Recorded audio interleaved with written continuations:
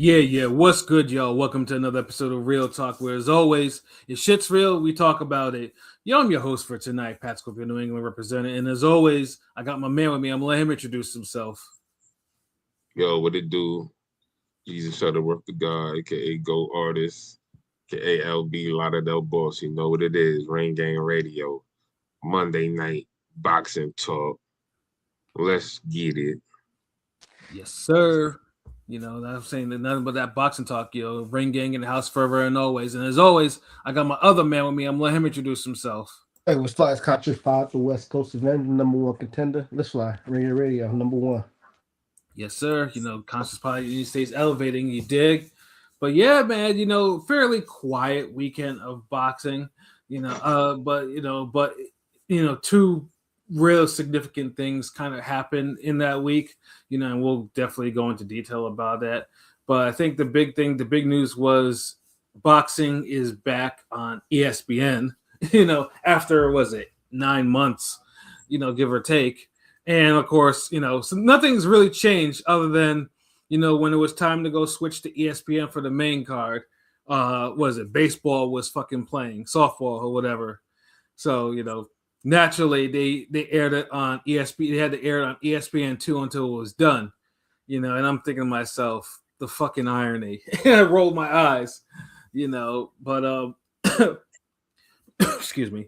Before we get into like the co-main and the main, I'll say this though. I mean, like I said, it was cool having MVP on ESPN, but one clear thing that I definitely saw just by watching that is that they were in like the smaller room for MSG, and that shit was not sold out in the fucking least.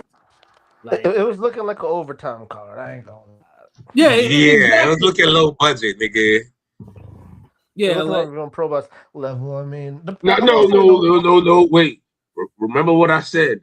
We not gonna use the Pro Box as the barometer for like low level shit no more because Pro Box is. Yeah, we said that a couple weeks ago. Yeah, right. Dude, Pro Box last couple cards look way more liver than this Baumgartner card. Let's be honest. Really and better audio because one thing. I'm not an audiophile, you know what I'm saying? But like, you know how like Top Rank, certain all of them be having volume issues randomly. Pro Box when the fights are on, even though it be yapping, it's always the fights are on. You know what I'm saying? The volume's good. It don't glitch. You know what I mean? With Pro Box, yeah, they're top level. Yeah, it didn't. MVPs didn't glitch though, but I guess going from a different platform, going from this to a bigger platform. I think the audio team just needed to be upgraded, and it wasn't. So yeah, it's ESPN though, so the production's always going to be on point in terms of, But I will say though, the women boxing, I get it, but it's not going to draw like that, and it's a niche market for women boxing because not all boxing fans. You guys know boxing fans that don't watch women's boxing. Or, yes, of course. Yeah, no, we all do. Yeah, man, let's be real. Let's be real. It's like probably 50-50. You know what I'm saying? Like a lot of the fans, not only us. We're not getting the fights, and these bitches ain't putting on the performances they need to put on. It peaked a while ago. Let's be real. I mean, nope. Like you can. Okay, it's like looking at it on some Marvel shit, nigga. Phase one peak, nigga. Yeah, but I mean, Gabby Fundora is always a fun watch. Of course. I mean, exactly. That's why I'm like, shut the fuck up, nigga. Like you hating about, like you on some bullshit. Sounding like these hoe ass niggas out here. I can't tell these women's boxing, man. Her versus Val should have been the fight. You know what I'm saying? But I think Val. But yeah, I'll say too because this is why I said about MVP. Like I think MVP. I mean, in terms of it's good for women's boxing. Like they're literally snatching up like every main boxer with the exception of Claressa Shields is signed to them. Or except for them and Eddie's. Eddie's prize possession at Matchroom. Like they're all signed to MVP. But the thing with MVP, and I said it before, is like they have to develop their male talent. Like I get it, and they got Jamal Harvey. Yeah, but the fights before that, besides Jamal Harvey, none of those guys stand out or don't seem like they're going to be. Yeah, like MVP's male talent is. There's prelims and there's prelims. Like I won't when it comes to like Matchroom will give you decent prelims. sometimes. You know what I'm saying? Or Golden Boy might throw you a bone. You know the YouTube portion or PBC. PBC be having some lit. You know what I'm saying? PBC got the best prelims. Let's They just got the stop. best prelims. But when we talk about prelims, we're talking about the prelims used back in the day. You'd watch for like some, a Don King card. You know what I'm saying? Type shit. Yeah. Yeah, The but prelims be having That niggas was one of those, redeem yeah. themselves and shit. Like Besides they be Jamal like Harvey, former world champions on PBC prelims. But I think Harvey should try to, I know he was fought at featherweight his last fight. I don't like these young guys like Carmel Morton's supposed to be fighting at welterweight next type shit. I think like for that guy Jamal Harvey, 130 would be a sweet spot for him right now. Pause. You know what I'm saying? I think yeah, 135 he looked a little small. But I'll say, Jamal talented, Harvey should have been the opener on the main card. 100%. Because the opener, that girl Nat Dove, the fake Sky Nicholson, she got a gift.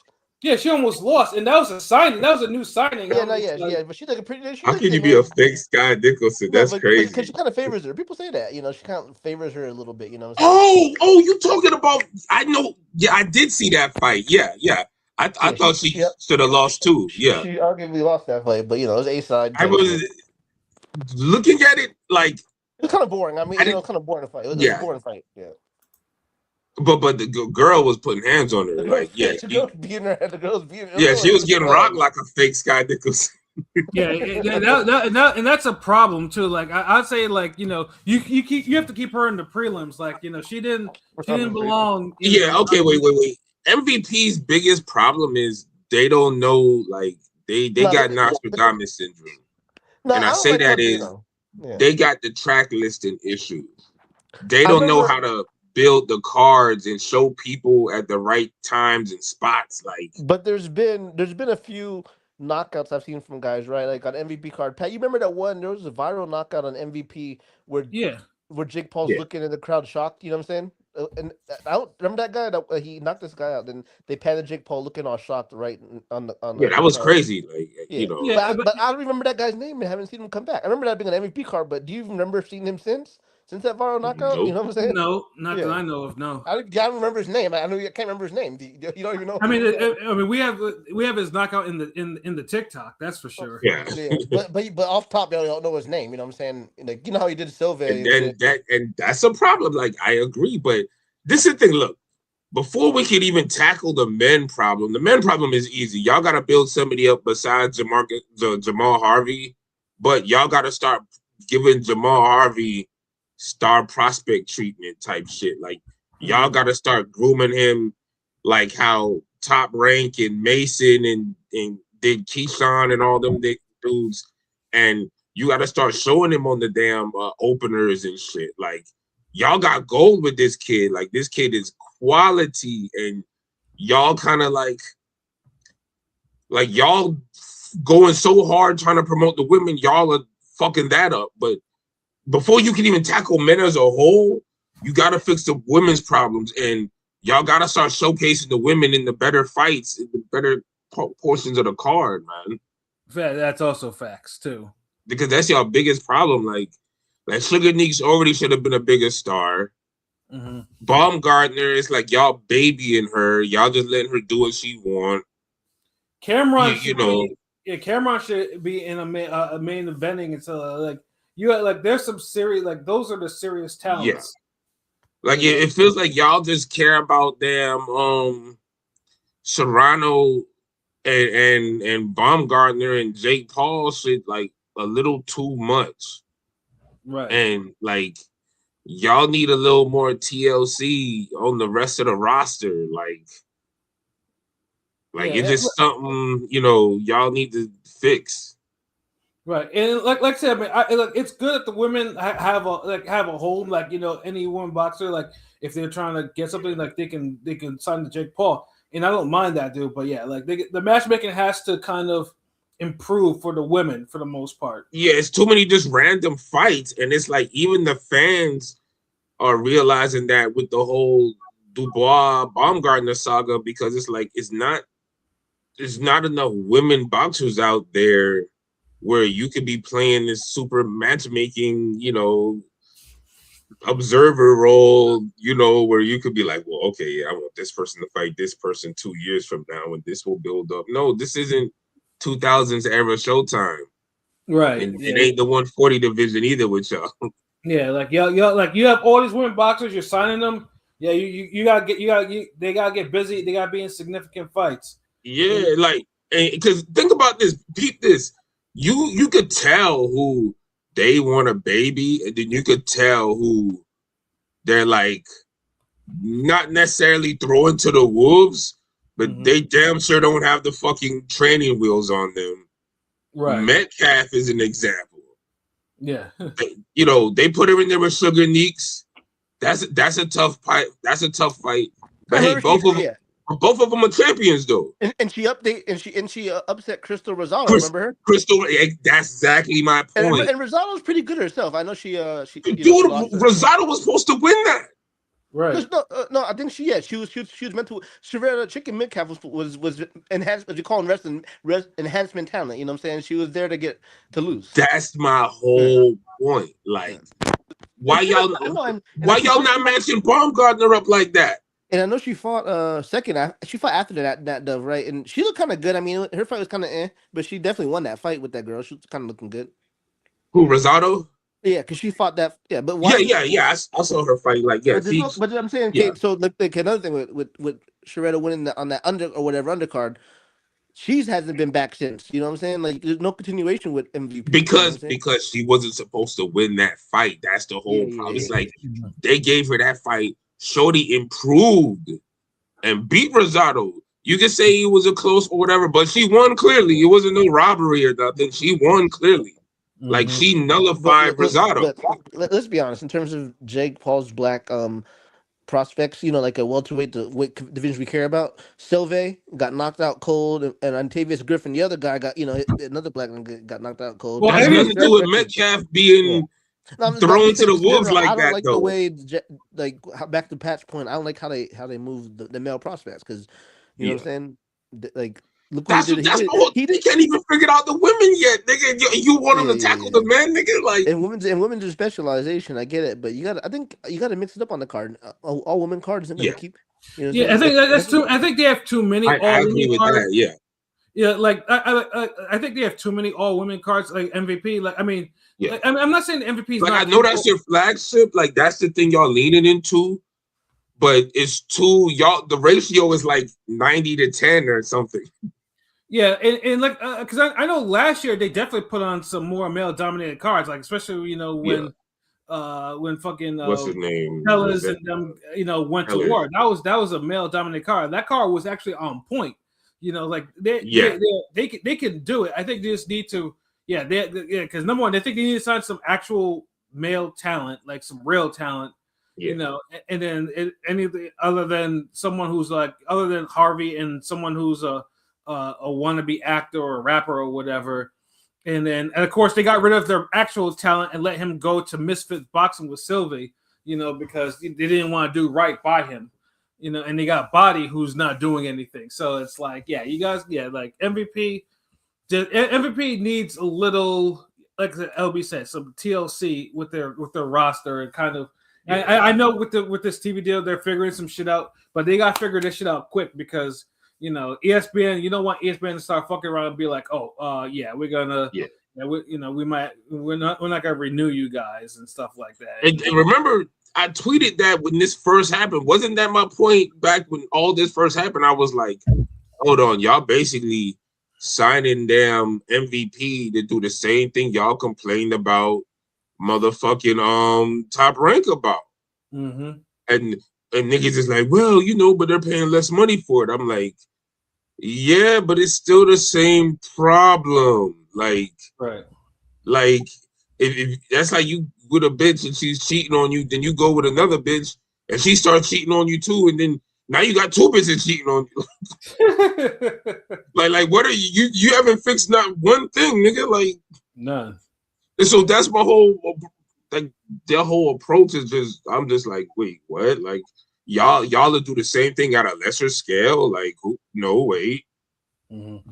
Like, I was like your kid coming home and it's like, I got a D-, and then he comes home next week with an F. Like, when is the belt coming out or the tutor, nigga? Like, yeah, for real though. But like I said, it's their first show. At least on that. So I mean, hopefully, like as they get into a groove, like the shows will improve and the diversity of the fights that they offer improve because, like it I said, fits faster now, God. They got the learning curve ain't as steep, ain't as quick as it used to be. You got to.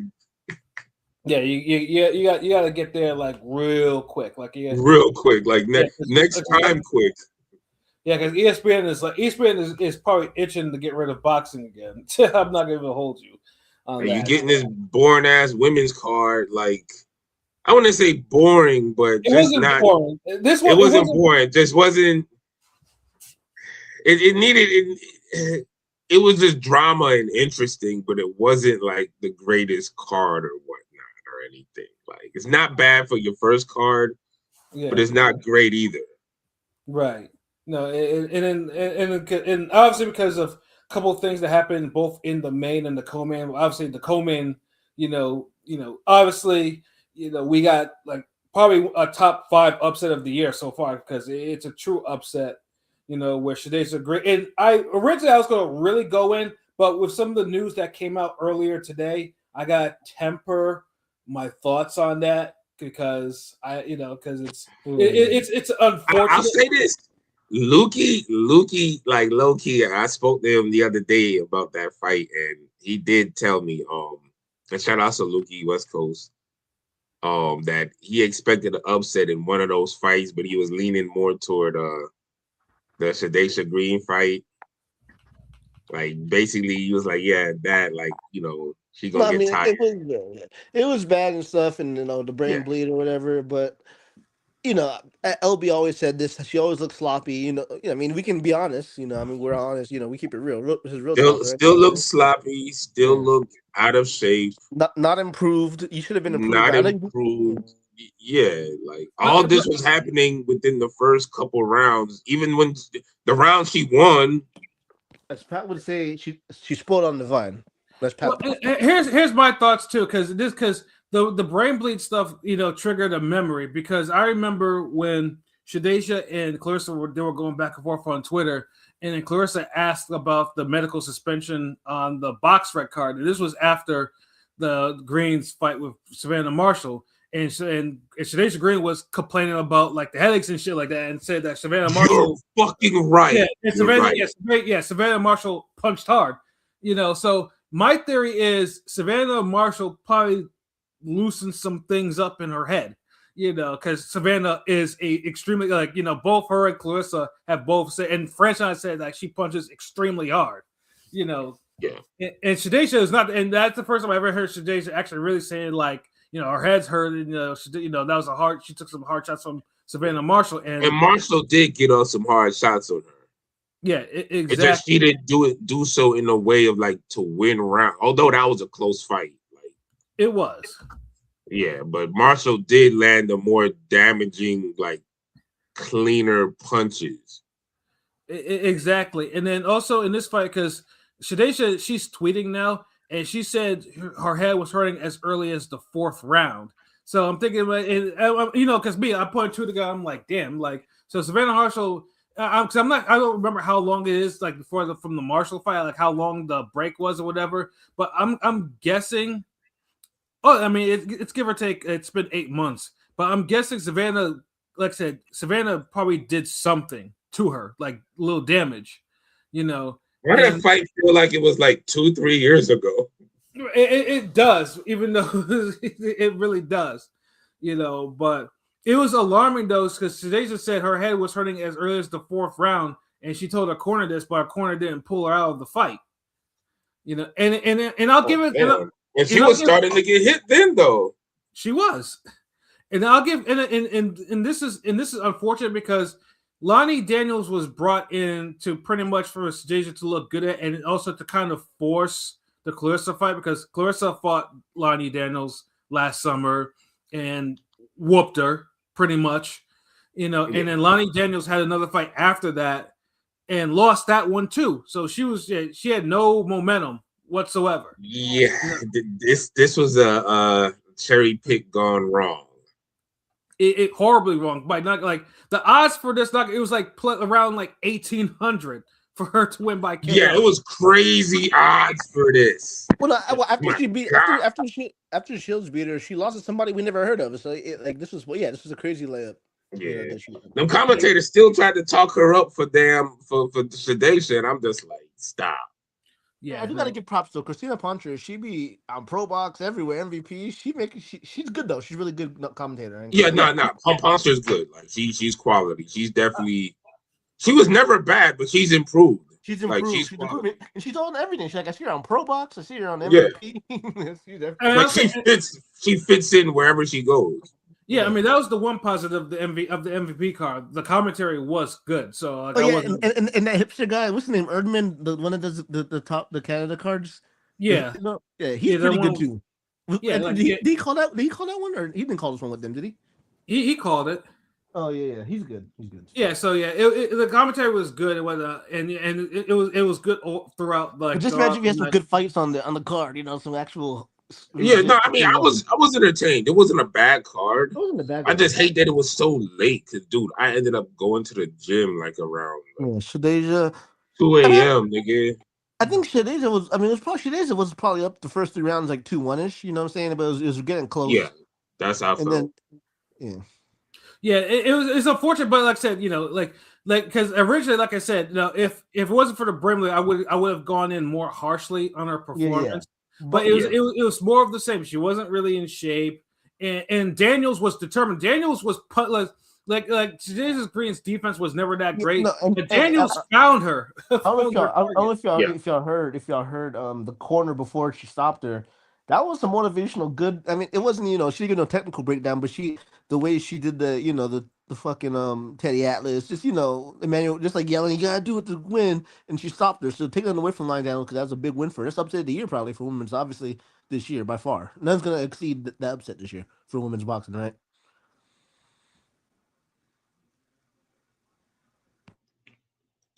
No, because I'm seeing like the musical chairs with this shit. Okay, yeah. I didn't want to start talking because I was like, hold on, y'all. Yeah, no, my bad, bro. Yeah, no. All right, you can repeat it. I was just too weirded out to even hear what you said. I'm so sorry. You talking about Pilot or me? Pilot, because I didn't know if he was asking you or me, and then when I saw you disappear, I was just like, I kind of forgot what I said. I kind of hold on. Yeah. Because Shadeja was getting good advice, but it was just like Daniels was just really super determined that night to actually to land those fades, and it seemed like Daniels sapped her will before the actual stoppage. Like it seemed like like the pressure got to her. Like she was already kind of capitulating. Is that what they call it? Yeah. Yeah, and that's why, like, you don't think she was out on her feet? Was she out on her feet? You think? I don't think she was close to it. Like, I mean, close out of her feet, very close to it. Yeah, because and honestly, at first, I just thought she just came off just that was similar to the Lubin situation. You know how Ortiz did Lubin in the second round or whatever. It was similar. This is more like Lucien Boutte Pascal final round. Yeah. Where he's just in the corner just getting whooped up. I was talking like the reaction in the corner and everything. But luckily Robert Garcia was there to help fucking Lubin because drunk ass Lubin he got fucked up that bit. What I'm saying is like she took unnecessary shots and she looked like out on her feet almost. Yeah, and honestly, I thought because she just gassed and she didn't have anything left, but it just turned out that her brain was bleeding and because as soon oxygen. Right? Yeah, as soon because the ESPN dirty cameras almost came out because they caught her slumped over on her stool, like she was unconscious on her stool. I'm thinking to myself, oh shit, here we go again. Like dirty cameras out, like it was, it was about to be a whole throwback, and then they about to stretch it out and everything like that. And I'm thinking to myself, I was like, oh shit, this is gonna be crazy because, like I said, Lonnie Daniels only has 2 KOs. She actually stopped Shadeja Green, and I'm just like, what are the fucking odds of all of this shit happening? And then she's like in trouble, like she's in serious trouble. Yeah, because honestly, the fight looked like it was trending toward Daniels. Because I think it was me and King P was conversing in the chat, and it was at a point where we was both kind of like, man, she about to look like she's about to run away with this. Like, I wasn't thinking no stoppage, but it did look like she was gonna come behind and just win a decision, just sweep them rounds. Like, Yeah, that's I how could tell. I could tell by like the third round that fucking Shadeja was trending downwards. Like you could just see it round by round. But the funny thing too, because I actually have the scorecards. Shadeja was up on 2 of the cards and even on 1. Which how many rounds this fight went? It didn't. 9. It didn't feel like she 9? was up. It didn't feel like Shadeja was up. Hell no! Nah. It did not feel like that. Like she was winning. Yeah, like the 2 scores was 77-75 and then 76 up. So yeah, like yeah, like I mean, you could be generous and give Shadeja the first 4 rounds and then still she wasn't winning that shit. Like you could give her the first 3 rounds actually, clean if you want, and that's it really. Like by the 4th, like it was a whole different fight.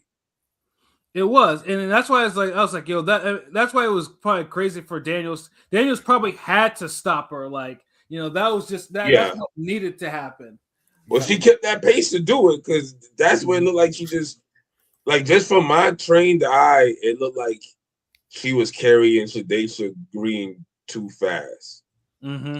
And Shadeja, she's one of those people who she likes to box and just be so calm, and it's a calm to where you could get outworked. And yeah, she could punch hard, but they overstayed her power. Like she's not like giving you soul crushing punches. You know what I mean? That's just like and honestly, she used to actually really be punching. Like I don't know what happened. I think because she was in better shape too. That too, yeah. Like I don't know, like and like her shape has gotten worse, as it progressed, as her career progressed. Like she doesn't put her punches together enough, so the stoppages they less frequent. Yeah, and I'm thinking to myself because I remember I watched it. I was like, she used to get some of these broads out of there. She used to be more active, and I could have sworn she was in better shape. I was like, what happened? Yeah, she got in worse shape over the years. She got less sharp. It was just That's why it's actually amazing to me that she actually beat Savannah Marshall. Like seriously. I mean, she had it. I went on the downslide by that point. By the Savannah Marshall fight, it was. I thought she had because after Franchon, Marshall was on the downside. Yeah, that too. Remember, Marshall really had a draw with Cruz Azur. Really, if we being honest, she didn't really win that fight. That was a close, ugly, physical fight where she really couldn't get the space and separation in that fight. So you look at that performance. She had an all-time great fight of the year with Clarissa Shields. You go to the Cruz Azur, and then when you get to Shadeja, like she was worn out, nigga. Yeah, but even with Shadeja Green, like even after she lost to Franchon, because I remember then she got knocked down from the first time in the fight afterwards, and then before the Savannah Marshall fight, I thought she had another fight where I thought she lost too. So it's like. So like Shadeja was already, she was already showing these real suspect type of performances. Yeah. She called Marshall at the right time, basically. She did. Because Savannah's been like out, like hands, injury, surgery, whatever the fuck. Once a year. Yeah. And then the top person at that. So it's like not everybody can be Keith Thurman, you know what I mean?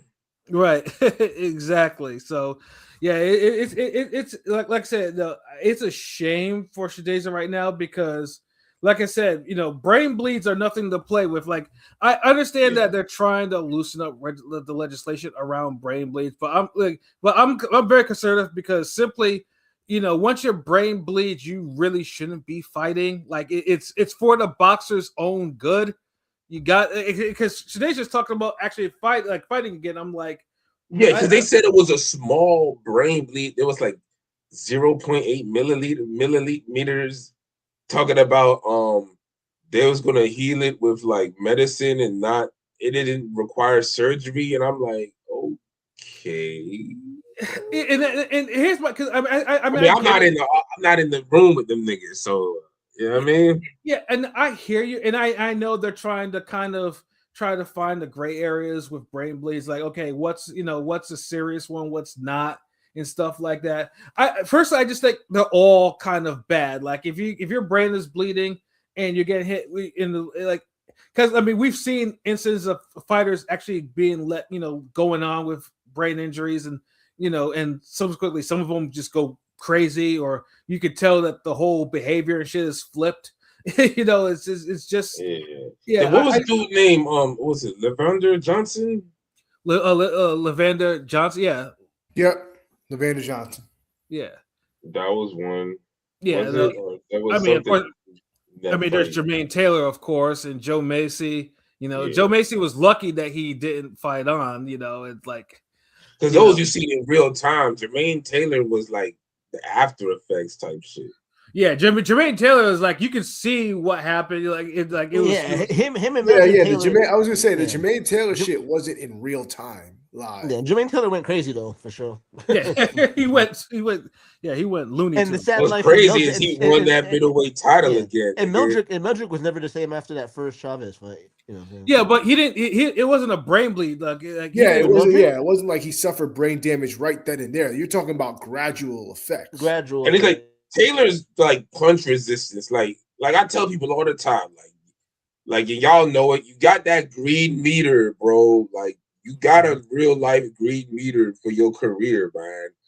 And everybody's green meter is different. Like you could only take such amount of punches and punishment until that shit start chipping, and then it's over. It's orange, yellow, then you down the fucking red or what? Fucking brain bleed, nigga. Yeah, exactly. Like, of course, Alex Saucedo, like, dude picked up a brain bleed against someone against Barboza, and his was the point where it was amazing that he didn't die because he had like two big brain bleeds. And those dirty cameras when he like a few months later when he interviewed him, he was all sad because he had to retire basically, and the cameras kept panning. Yeah, that was heartbreaking to watch. Oh my God. Yeah, Mark Kriegel was going crazy for that. He was probably happy as hell. He jizzed himself off that interview. Because he was just too like, yes, like. And they kept we'll be back, and they just keep showing his face. Yeah, they keep showing the guy who was breaking down, like and if you watched the Saucedo documentary, like Saucedo, he like really went through it, like he's like taking drugs and shit like that, like dude, like I mean, it's devastating. I hate to see shit like that. Oh my God. Yeah, but the thing with Lisa Saucedo, at least he's actually alive. He still has his full powers, like because brain bleeds is not like you can't just walk around with your brain bleeding, or because it's gonna bleed again, and maybe even easily. So they should really think about coming back. Like I mean, first of all, probably she won't come back within at least a year. Like she's gonna have to kind of stay. She'll be gone until 2028, probably. Really, but also, I will say Venado. I mean, Venado is in line to fight Shushu, and we saw Angelo Leo give him a brain bleed. Yeah, and honestly, I don't think he's either. No, and he has, but he's been like won like 2-3 fights in Mexico type shit. You know what I'm saying? Yeah, that's Mexico. Yeah, I mean, and you said in Mexico, nigga. But there's rumors he's gonna be fighting Shushu because it's a good defense for Shushu. You know what I'm saying? Shushu's probably gonna knock him out. More than likely, he should. Yeah, but I'm not. We're going into Morales Maidana territory. Venado was nice though in his spell. I know he's past it now, but they're probably I'm just saying. Like, well, I won't say he was an entertaining fight. He had defense issues and they caught up to him. He was like a little mini Emmanuel Augustus type dude. Awkward shot. I don't know. He's decent though. Yeah, I just don't think. Yeah, but once your brain started bleeding, and man, that's crazy, bro. Yeah. Yeah, and you're going up against a guy who could punch and resilient that wants to throw hands. Yeah, like he's not one of these new niggas that like, okay, I'll throw 30 punches around. Yeah, no, yeah, brain bleeds are nothing like your brain. Like, I mean, you only get one brain. Like, boxers know fully what happens to people who have who have the irreversible brain damage. Like they all know it. They know boxers. They know other boxers. They like it's nothing. Your brain is nothing to play with, and it's just like Shadeja should really understand. Like doesn't matter how big or small the bleed is. Like you passed out in the ring. Like you took extended punishment. This wasn't like you were under your full power. I mean, Superman got a brain bleed. Yeah, it was Don Stevenson brain bleed. It's like that shit broke a nigga heart. Oh my god, like, jeez. Yeah, so Superman almost died in the locker room. So much on Ring Gang. Yeah. Fuck. Yeah, that's what. Yeah, and we saw that in like real time in that fight. So real time, like it's just like Still felt he beat Jack fair and square, although that was the era of the draw as the new robbery. Yeah. Jack didn't do himself no favors in that fight, and like if he didn't get hurt with the body shot, he wins the fight in his titles. So he Thurman that shit. Yeah, exactly. No, but yeah, it's just like your brain is a delicate organ. Like you don't want a depressed brain. Like you don't want a brain that you can't that's not you're not gonna heal. Nah, Pat. Cause these niggas ain't like us, man. See, we grew up with that commercial with the nigga was like putting the egg in the damn skillet on some. This is your brain, nigga. This is your brain on drugs. Like these niggas here, they ain't see that. They ain't grew up seeing that shit every fucking 15 minutes, nigga. Facts, though. That's facts. All the 80s, you tell one lie. Like all the they used to be getting you with some fucking commercials, nigga. Like. Yeah, they did. That's why so many niggas is pieces of shit right now. Cause y'all ain't got that reminding y'all to be good people now. Yeah. Back then niggas called you out for lying and shit. Like exactly. Yeah. Exactly. Well, am I lying though? Like no, you're not though. Like you really not. We don't get that. Well, what's that one commercial like where that kid is walking home from school, but he's running home and it's like black and white. And he's like, yeah, the cop said, the cop came to my school and said, just walk home, don't pay attention to nobody. The drug dealers and pushers won't bother you. Yeah. But he never had to go through my neighborhood. And this nigga going through like the wire type area, like jumping. Niggas is looking at him like, damn, Jake, what the fuck you running so hard for? Like, so yeah, social conditioning was wild back then. This shit make it home. Saddest fucking commercial, son. Black and white, the piano music. Exactly. But yeah, my bad. I digress. No. It's also good though. But yeah, I mean, hopefully Shadeja, like I said, heals up and everything like that. Congrats to Lonnie Daniels, or like I said, I mean that's boxing. Like you lose your 2 fights like that, and then all of a sudden you're a champion again, with scoring a huge upset. It probably might get. She might even get a payday now with a name opponent. So it's like that's what boxing is. Sometimes you say one fight to turn your luck around. But Shadeja's Green, like the fight with Clarissa, that's officially been buried now. That's I think a good fight. She might have to go up and wait, but I think her versus that Danielle Perkins chick would be good. No, I'm talking about that fight. I mean that there's no fight for Shadeja. Like the big we not even talking about Shadeja Green, Clarissa. Oh no, yeah, we're talking about Lonnie. No, I'm saying Lonnie Daniels. Lonnie Daniels. I meant Lonnie. Dude, you want her to go up too far? Like she's at what 168? Yeah. But women's heavyweights 175. I think it's like women's heavyweights. You think she could take on fucking Perkins? Perkins is big, nigga. It's big, yeah. But I mean, who else? Yeah, Perkins is huge. I mean, hold on. Can she fight Franchon? Yeah, I was thinking Franchon in my head before you said it. Yeah. Pilot trying to have Lonnie skip the line. Well, I mean, no. What the reason I say that is because Shadeja was supposed to fight Shields. You know what I'm saying? She was supposed to get that big fight. So I'm just saying, like, yeah. And we weren't even guaranteed that. They just kept talking. They've been talking. It's like, yo, it was gonna happen. Hey, look, man, let's be honest, yo. If Shields really wanted that fight would have been got done. It would have been made. Yeah. For whatever reason, and I'm one of these people who Shields would beat the shit out of Shadeja Green, and niggas know I be objective with Shields' skills and all that. Yeah, we know Shields would beat her ass. I mean, come on, Shields, we know, but it was the easiest payday big fight that a nigga just fumbled. Like think about it. It's not like Shields was fighting a whole bunch of names during this time frame. Mm-hmm. Yeah, but I was like, Sean is the only real name she's fought in a minute. But can I be real about Shields? She's easy. She makes herself easy. She makes it easy for the hate she gets. You know what I'm saying? Of course, you seen the shit. You seen the tweet he said about no, Sedation. she kept it up. She kept it up. She's on that baddies tip. You know what I'm saying? That Zeus Network type shit. You know what I'm saying? The Papoose shit, crazy stuff. Yeah, but that whole Mean Girls Club shit don't work like that, man. You got to truly be fine for that. Yeah, I know. But I'm saying the Papoose. You can't be a bully. Yeah. You can't. It don't work if you could just beat up every woman you can't stand. You know, her and Papoose are supposed to have a Zeus fucking network type show type. You know what I'm saying? Weird shit like that. Yeah, I ain't like who's gonna like. It's like, look, man, like you're lowering your brand to be accepted by that audience. Yeah, basically. Like, this is it ain't gonna be no.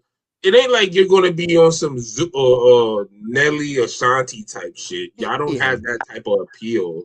Yeah, because you can think about it, she's a gold medalist, and maybe that takes it back to women's boxing is always gonna have a cap or a niche because she's a gold medalist maybe 2 times I think at 18 or I don't know. Maybe you know it's twice. Yeah, 22, right? She was at 22. She went pro 23. You know what I'm saying? So we see her career unfold. She's, for all intents and purposes, I don't want to be blasphemous, but she's kind of like the female Floyd in a lot of ways because she's, you know, undisputed. She's like the best woman, you know, in terms of like what she's done, accomplished. I know the names, accolades, but look, once you start looking at the opponents and shit she fought and the vacant titles, and you campaigning in the division where it's like 3 active women. Women's boxing's like shallow, like it's like those divisions are so all those titles don't mean a goddamn thing like that. It's like lower weights and males. It's kind of a shallow pool too. You know what I'm saying? But women's boxing is more shallow than the. Well, no, it's a shallow pool above a certain weight. You know, that's the thing. Yeah. Look, all these fights we've been talking about have been ones. Look, boxing, women's boxing reaches its pinnacle literally at 154. Yeah, 154 or 160 on down because you know Serrano even good fights. Serrano even 160. Even 160 and 168 ain't really enough like that. Well, because naturally women's are smaller. Because you look at you always and when it comes to women boxing, right? 108, 112. Like think about it. Gabby Fandoro's. Now hold on. You know what? Wait. I'm gonna stop you right there. Estrada was 108. You know, Estrada was 108. Nigga, this ain't the 90s. But these bitches is too big for us to say that no more, dog. No, these hoes be like 150 pounds, 5'3" and shit. Like niggas be 170, goddamn 5'6". Like nigga, I train with like dude. Like you can't say women are small no more, bro. You see these Zeus Network baddies club. These women be like 6'1", 5'8", 190. No, but what I'm saying is like Tanisha Estrada, she was like 108, right, or 105. Wasn't she? When she's like, well, she's Mexican. Yeah. Well, Gabby Fandoro's only at 112, and her frame Mexican. Her brother. Yeah, Mexican American. You talk about outliers, and even then, like, dude, it's like, look, the same shit that niggas say that's happening with men's boxing. How like, oh man, y'all got football players, y'all taking the football players and the basketball players, volleyball, basketball, they take all the future women boxers. That size of woman exists, and they're out there all the fucking time. Like, I see them in the gym, I see them at parks, I train some of them. Like, we over that. Like, ain't no more like you getting women that's like petite and shit like that. Yeah, it just they come in all sizes. Yeah, it's all sizes. So it's like boxing isn't sold in a way where the women of that size see it as like an outlet to get the bag and shit. Like even someone like, okay, like what's the shorty name? Krishan. Mm-hmm. She looked like she's like what 140. Yeah, she was an athlete in high school. She was like a track star or whatever. But I will say, so you got that size, like. But speaking of that, be athletic 140. Speaking of that, I saw a tweet with that WWE chick, Jade Cargill and Alicia Baumgartner. Baumgartner strikes me as a chick. If there's a chance to get a bigger bag, she'll definitely quit for boxing. You know what I'm saying? I don't know why, but she just strikes me as the type that. Do all of the like. Let's be honest. Most of the women boxers are like that. Like some of the like big names, if they could get a bag, otherwise they will. Like Like it's if a feel. WWE promised her a bigger bag, at least Bro, that's hold up. That's most fighters. I don't care. Male, female. true. They could get a bag and not have to get punched in the face. They would do it. You'll do it. But see, the thing is, with the reason why I say I could see more with the women, because they fall into that whole glamour aesthetic. Everybody wants to be a model, the it girl, the baddie, and it's like, bitch, let's fight. God damn. Yeah, exactly. So you see where Clarissa Shields is trending. Baumgartner is trending the same way, and it's like we don't need more of that running around. Yeah, we just want. I just want to see. I just want to see some actual fighters, like and want to fucking fight. Like no one's saying you can't look sexy and promote yourself and all that shit, but when you start talking down opponents' future fights and this that, you can say whatever happened. Like Shadasia Green fumbled, yeah, but that fight with Shields been on the table for years, nigga. Mm-hmm. Like it was always a marketable, winnable, available fight. For whatever reason, it couldn't get made.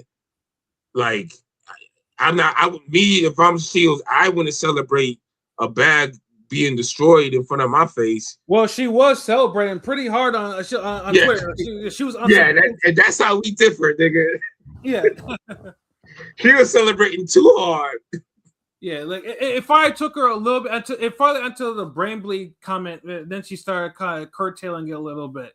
And you know, because people was calling her out already before the brain bleed. So when the brain bleed came, it was like, bitch, that's why we warned you to chill. Yeah. You know, yeah. Better work trade a bunch of snow bunnies. Get the fuck out of here. I trade like a multicultural cast of women, nigga. Like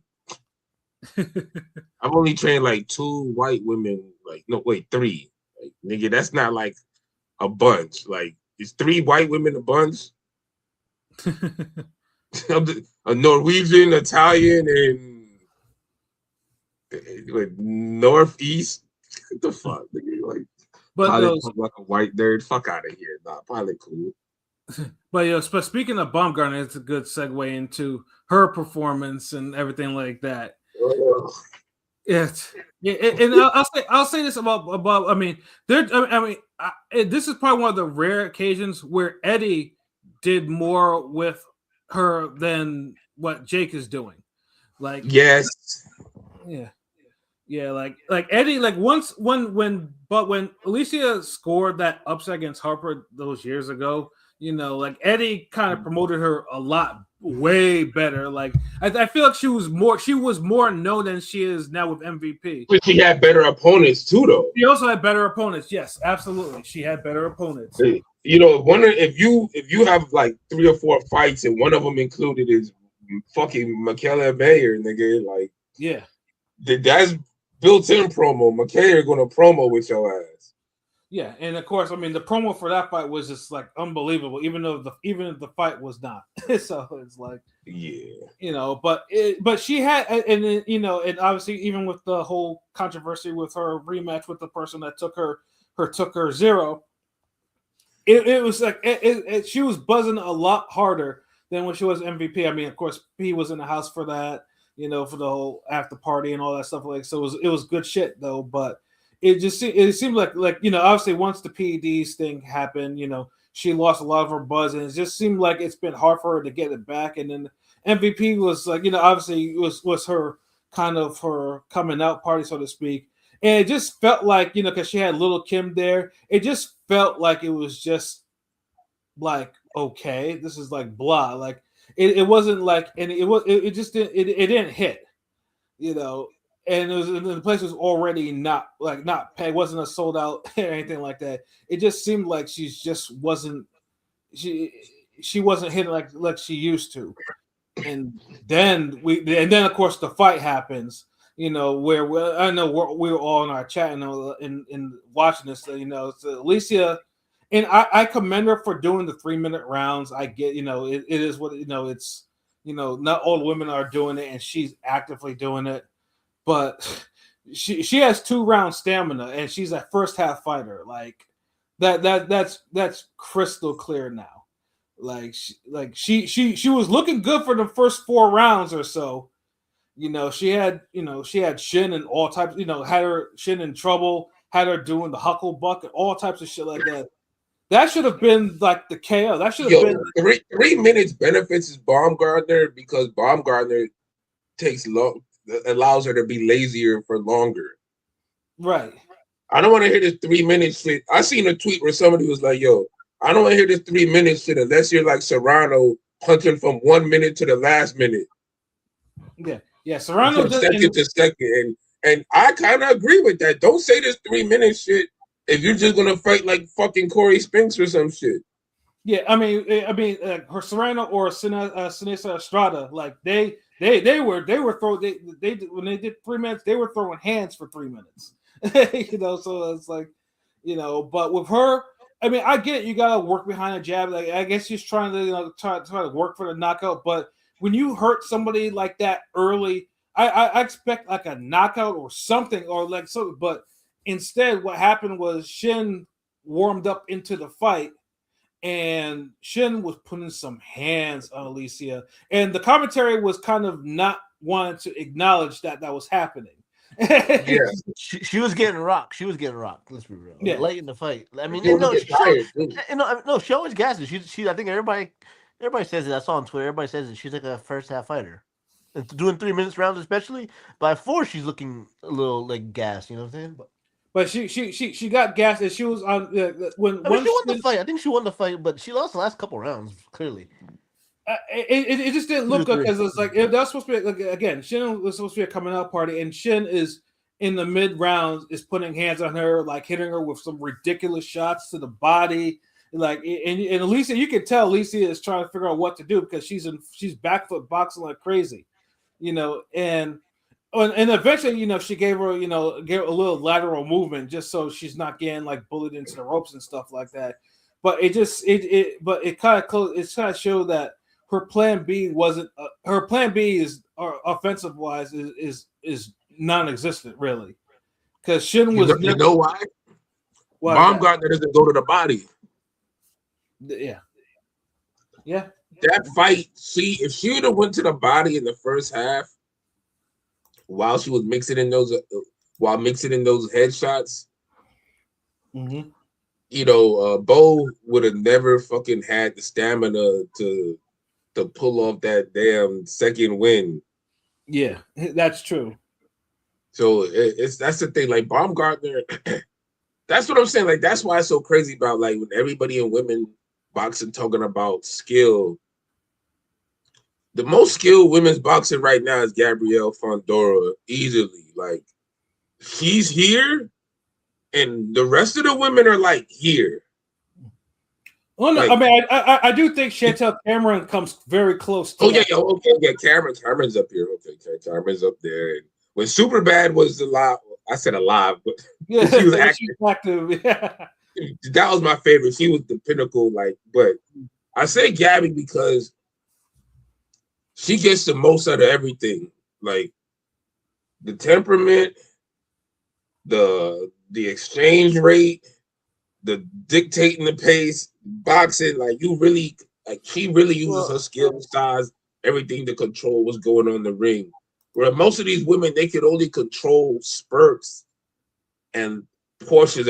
Cameron's another one who could control. I can't forget Mikaela Mayer. Chantel Cameron does more with less to me. Like, yes, she makes the most out of what little she has. She's you know what? She's kind of like the male Sean Porter, the female Sean Porter. No, she's not sloppy like Sean Porter. I'm saying this in terms of like her level, and she's gritty, and she got some skills. Porter has skills, really like it or not. Porter can be skilled. Way more consistent jab than fucking Sean Porter. Yeah.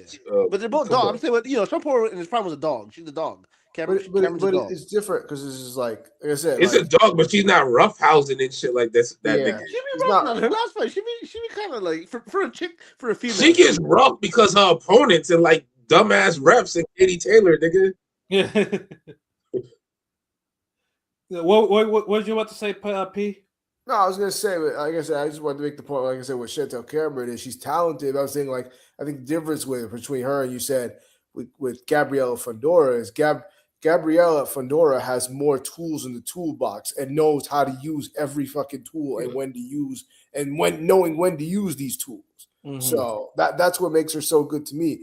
Like Baumgartner has more tools, but she does less with more, and it's weird because it's like she becomes. There are times where I be watching Baumgartner, and she be kind of predictable, and it's Derek like James. She's Derek James. same type shit. pacing, same rhythm, and I don't know how much of that is. Well, let me just throw this so I don't gas out. But it's like, well, you're gonna gas out anyway. Joe So you gasses might- out. Yeah. So you might as well maximize what you have before you gas out. Yeah, but and it's You clear. don't know like, how to I do mean, that. I mean, I want to properly. address with Baumgartner real quick to see the elephant in the room. Obviously, she hasn't got a KO since the Terry Harper. She was bragging about the Terry Harper knockout, but that's the last knockout she got because she was on, she's probably on the juice. I mean, she got popped shortly thereafter. So I'm just saying, like, the power is not the same. She Not only that, she don't even set shit up like she don't did set back shit up. then. She don't. Yeah. Set shit up. And she's No, older no, too. she has a nice jab, but she don't like. She has a nice jab, but she doesn't use the jab to set up something. But you know what I'm Because saying? her Like, offense basic as fuck. Let's just get that out. yeah, And she's also gone through different trainers, which have her fight in different styles. And I'm just like, oh my god, like Yeah, and Derek James will only, like he doesn't do much in terms of changing your style. Derek James, you are who you are with Derek James as your trainer. You know what I'm saying? And Baumgartner is she's an explosive, basic fighter, but like is less explosive now. And like now when she explodes, it's like the dynamic is still there, but it fades off greater. And she's not utilizing the boxing skills to make the most out of those explosiveness. Like she's not going to the body, she's not double hooking the body, coming up to the top of the head. Like the offense is just basic. It's not even a great basic. Like a guy like Miguel Kessler is basic. She's like But Brian Norman. it's a high level. When I'm talking about basic, I'm talking about a dude that could just eat you alive with 1-2. Yeah, I mean, I know Norman was add a 3 every now and then. Yeah, no, it's she's incredibly basic. I mean, personally, she needs to go back to Tony Harrison. Like Tony needs to, needs Tony Harrison. Like Tony Harrison had her right. Like and it's a shame that You had her right, nigga. At this point, I think she'd be perfect for a guy like Robert Garcia. True. She fights in that style. Yeah, because at least Robert Garcia will kind of make her a little bit more defensively responsible and again mix up her offense. But it's just like, because I'm just like, because all that back foot boxing she was doing against Shin when Shin was coming on is just like the wrong opponent was going to catch is going to really lay a beating on her doing that one day. And but that's the thing is like you gonna run into that eventually because she's getting older. There's the athleticism going down. She's getting more Hollywood. Yes, the bras and panties getting silkier, nigga. Like and more mentions of more mentions of periods because of the hard fight she had. I'm just like, oh my God. We're not trying to hear that, lady. I don't know why nobody ever you talk about style of fighting. Honestly, I don't know why somebody should. If it were me, I would have just given her tape of Miguel Cotto and said, "Fight like that." And I think she could pull that off. I mean, there's nothing crazy. Like, I mean, they'll gas out the same, but at least Cotto will give you everything you got before he gassed out. And usually he'll get a motherfucker out of there by the time that happens. That's also or at least make the fight easier enough where, okay, Cotto won the first 7 rounds clearly, type shit. All right, yeah. I mean, I just want to. She reminds me kind of like basic and kind of like Brian Normal Jr. She fight, I know he got the hit knockout streak and Haney made him look really normal. But what I'm saying is, I'm just saying there's not much layers. You need more power for that. Saying, no, they're fundamentally decent enough, but they don't really. I mean, we'll see how he has new trainer coming up now. But I'm just saying they're just like, I don't know, they're just basic. This is a basic game, Andre Miller type shit. I don't know. Like they're not bad.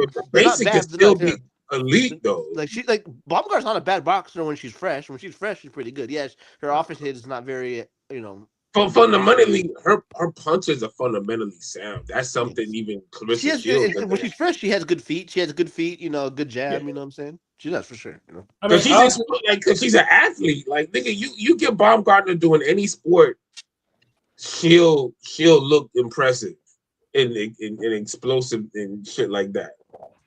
it's just her boxing's not evolving in a direction that her current athleticism is is able to kind of maintain, and she's having these performances and she's not having really good performances. Like they're starting to go down, and then this was a performance that she was supposed to stop Shin. Like this was supposed to be like a coming out party, and Or at least beat the shit out of her and drop her.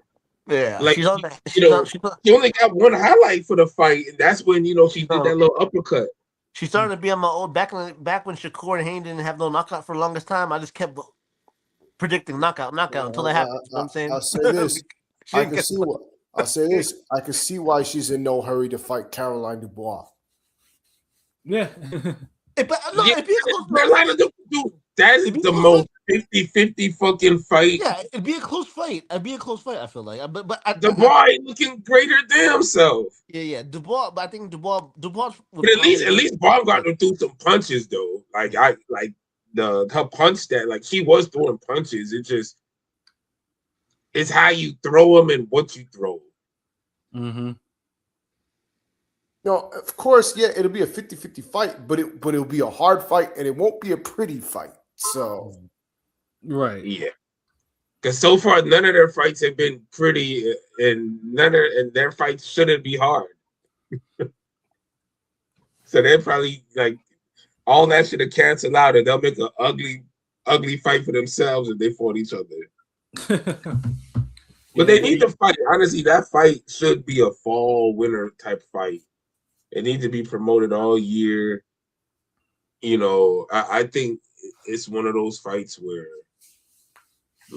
you sign a fight like that 6 months in advance, so you can build it up, have them be on shows, blogs, do lives, street, everything.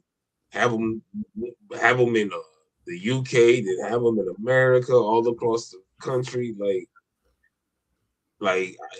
they would literally be stars after. They would be household names if you did that fight right. Right. But boxing doesn't think like that. And the Baumgartner, she's falling for her own hype. She's reading her own press clippings too much, and she might end up getting one of these tough opponents again. Mm-hmm. And they surprise her ass, and she might be the one who fumbles the big fight. Yeah, no, it's. I mean, it's definitely looking like that. She clearly wants that big payday. She wants that Katie Taylor fight. She's down to lose it. She's down to take an L. She don't want bro. She probably get robbed at this point. I'm just saying, but she wants a big payday. Her Serrano, you know what I'm saying? She just took it, dude. First of all, Jake Paul ain't gonna give her the Serrano fight. Serrano don't want that fight. Let me ask you real quick, Senator. Do you think she's ducking Dubois? Or you think it's just a low risk reward type? She's not, I don't. Nah, she's ducking Dubois because that fight has money all over it. If niggas do, like I said, it just in the UK, it's a big fight. It's a pretty big fight. And just promote it. Yeah, dude, that fight needs to be. Look, if I'm making, it's what April 24/20. Hey, 420, nigga. Hey, salute. If I sign that fight right now, I would want that fight for motherfucking October. Mm-hmm. And I would promote that motherfucker for all summer. They're women. They could do summer ads, swimsuits, all types of shit. Spring is almost ending. Then you're gonna have the early fall, October. This is a perfect October fight. Mm-hmm. And it's enough time where you ain't gotta start your camp super early or anything. You can do testing and all that shit. And just build that motherfucker up. It could be the women's version of Brian Norman and fucking Devin Haney. Yeah. It really could. I mean, like I said, I just hope though that she kind of gets shamed into it, or that Katie Taylor Yeah. doesn't pick her and just and then she's forced to actually have to go pick Katie the fight. Taylor ain't gonna make. Cause dude, you think Matchroom is gonna do what Jake Paul wants to give them the exact fight they want? even though Taylor beats Baumgartner in my opinion, because by the time Baumgartner gets to Taylor, like she's gonna be more falling off than before, and Taylor knows how to win rounds and do her footwork and combinations and back foot spin out, boom, boom, boom. And use the ref. And use the ref, yeah. So she could headbutt and do all like she's just more dimensions than someone like Baumgartner. But that's the thing, like they're not gonna Matchroom ain't gonna make that fight happen. And look, and shout out to Dimitri Salita.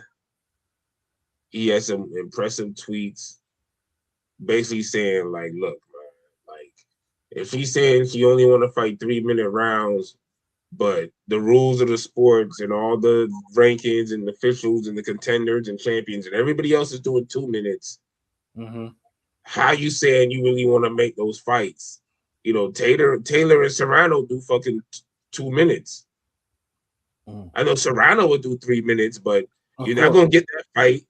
Taylor want 2 minutes, so you gonna look like a hypocrite and take that fight for 2 minutes? Hell no. Or is Katie Taylor a hypocrite for not fighting you for 2 minutes? I mean, for 3 minutes. So like,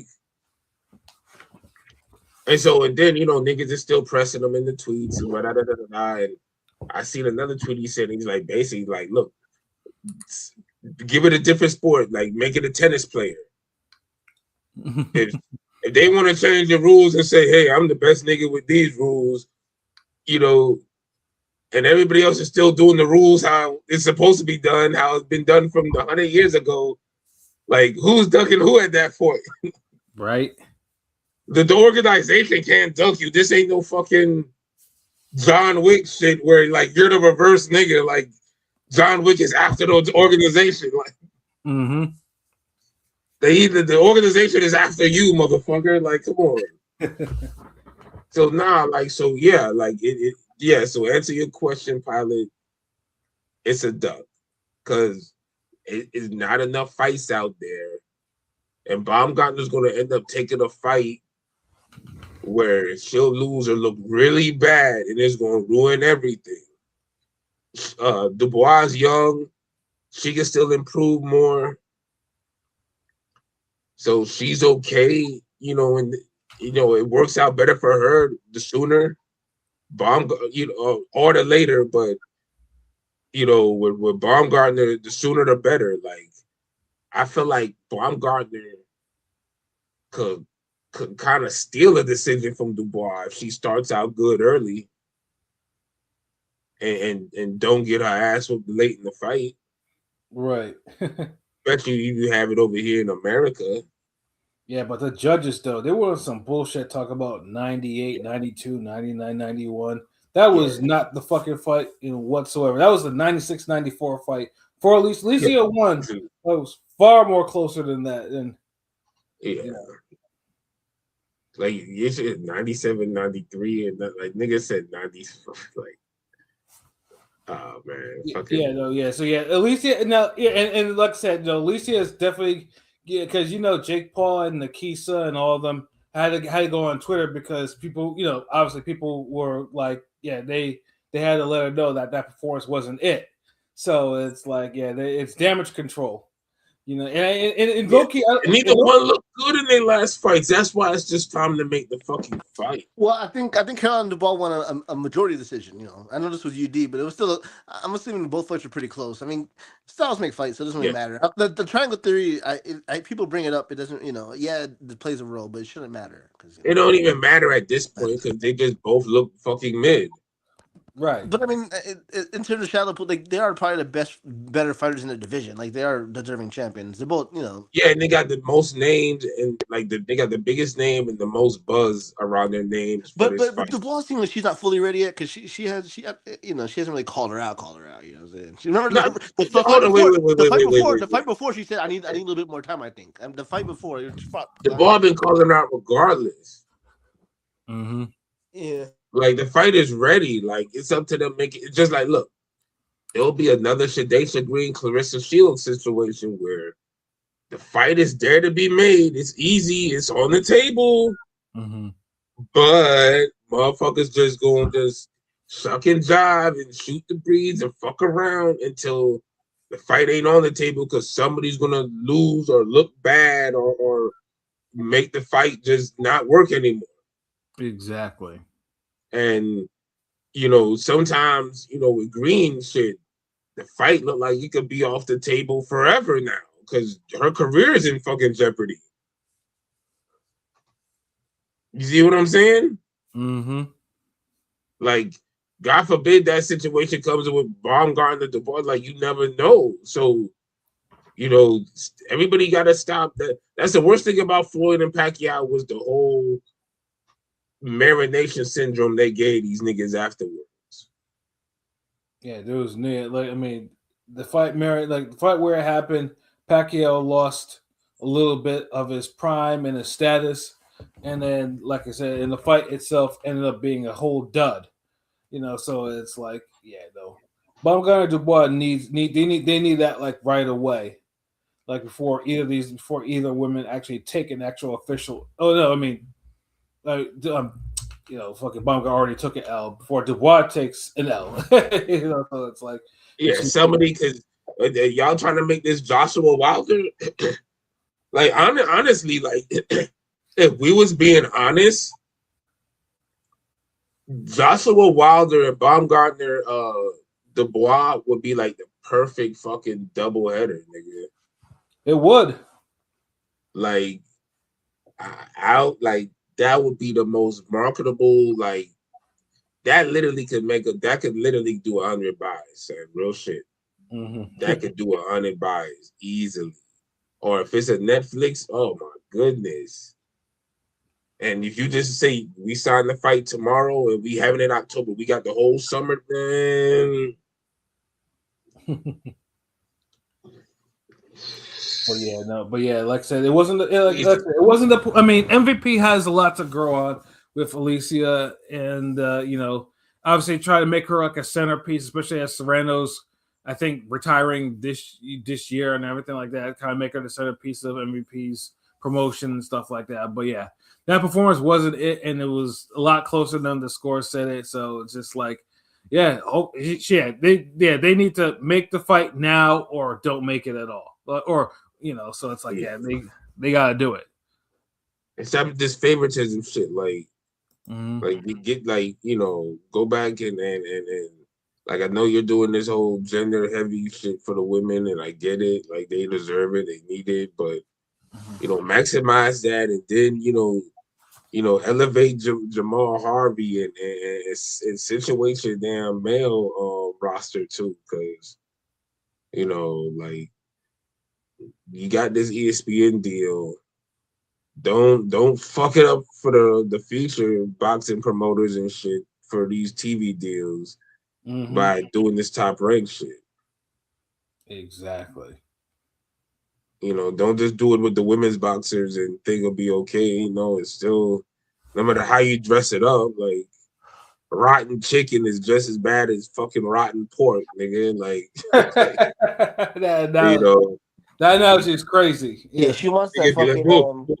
One got worms coming out of it. Like, I ain't eating either one, motherfucker. Like, she's clearly calling out. She wants that money. She's calling out Katie Taylor because unfortunately, Katie Taylor is supposed to be retiring soon, right, or whatever. So she's, Katie Taylor is unfortunately, if the lower weight, she's the biggest draw at those weights, whether we like her or not. She's like that's why she has the Canelo. That's why she has that Canelo plot armor. You know what I'm saying? But don't Katie Taylor fight at 135, 140? She's willing to move up for Katie Taylor. She mentioned her. You know what I'm saying? She mentioned her. That's what make it, and yes, that's what make it a duck.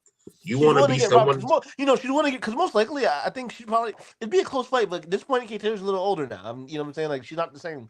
Nigga, Baumgartner's a little older, and she not the same. But I'm saying I think But it'd be a but close. But I all think I'm saying is Bob's one Baumgartner. to Bob's one to take She's a not the loss. You know. safest fight for a farewell fight for No, Katie. but you know the plot. Yeah, no, that's not good. But I'm just saying she don't care about taking another L to get a payday. You know, get a Taylor payday. You know what I'm saying? Yeah, of course. But even then, like she's too risky for a Katie Taylor fight At this in point, Ireland of all places. At this point, because her and Serrano are both kind of washed. I mean, they're Yeah. older too. You know, we can, you know. And I Well, know wait, we all talked about that. we talked about Kate Taylor, but she's at this point for a reason. She's I think I'm just saying she's boring. Yeah. I'm not trying to get her But flowers. I would still pick her to beat Baumgartner. That's the crazy part. Yeah, that's what I'm saying. Yeah, so it should be. It's not. It's still a hard. It's still a difficult fight for your farewell. She'll keep it close enough to get a it's gonna be in Ireland. It's gonna be in her hometown. You know what I'm saying? So she'll keep it close enough. She'll get a win. Yeah, she'll keep it close enough. She'll win a damn majority decision or unanimous. Yeah. And you can't even argue it because Baumgartner fades late. No matter like a fighter because she's a different she's the first after the fourth or fifth round or whatever. She's not the same fighter. You know what I'm saying? She's not at all. Doesn't punch as hard or impactful. None of that. She's getting rocked by that Korean chick. You know what I'm saying? Like so uppercut for catching her. And that's and also think it's like, why would Matchroom do MVP a favor? And that's a favor. I think before she got tired, like her last win or whatever, she got some nice shots on Boshin. Like she had some. She was I think she had an uppercut or something or some overhand. Yeah. She was landing a nice couple shots, but it was still just regular. Yeah, she didn't get knockouts. So it's like you're the Baumgartner. I know you're. Dubois is a lifeline. Ain't nothing else popping for Baumgartner. It's the biggest fight. It's the biggest fight because she's too tiny to I know she beat Mayer. Some people argue that one, but she does have the nod over Mayer. Mayer's at 154 now. You know what I'm saying? Look, you see how men's boxing will have their biggest fight, and we'll talk and be like, yeah, Ortiz Boots is the number one fight need to be made. For women's boxing, the number one women's boxing fight is Baumgartner Dubois right now. You think that's number one right now? That's clearly number one. It's number one. There's no other fight. It's the most talked about fight. Like the only fight after that is maybe Mayer and Price. Well, no, Shields. Before last weekend, Shields and it was Shields Green. Yeah, you can make a case for Shields Green being number one, but where that's it was number two at the very least. You know what I'm saying? Of course. Yeah. But that's the problem. Like these women, they think these fights last forever. Y'all not Floyd and Pacquiao. Y'all not. Pacquiao had to get knocked out, but they're both flawed.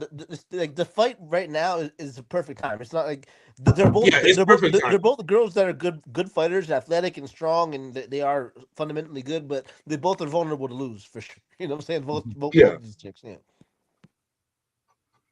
Yeah. But think with Karen Dubois, she's like what in her mid-20s. She's a little. I think Bomb's dirty. She got more ceiling. She got more potential. Like, yeah. Who would you favor? But real quick before we're done, who would you favor in that fight between Dubois and Baumgartner right now if they fought? Who would you favor? Honestly, I would still favor Baumgartner. I would probably pick Baumgartner.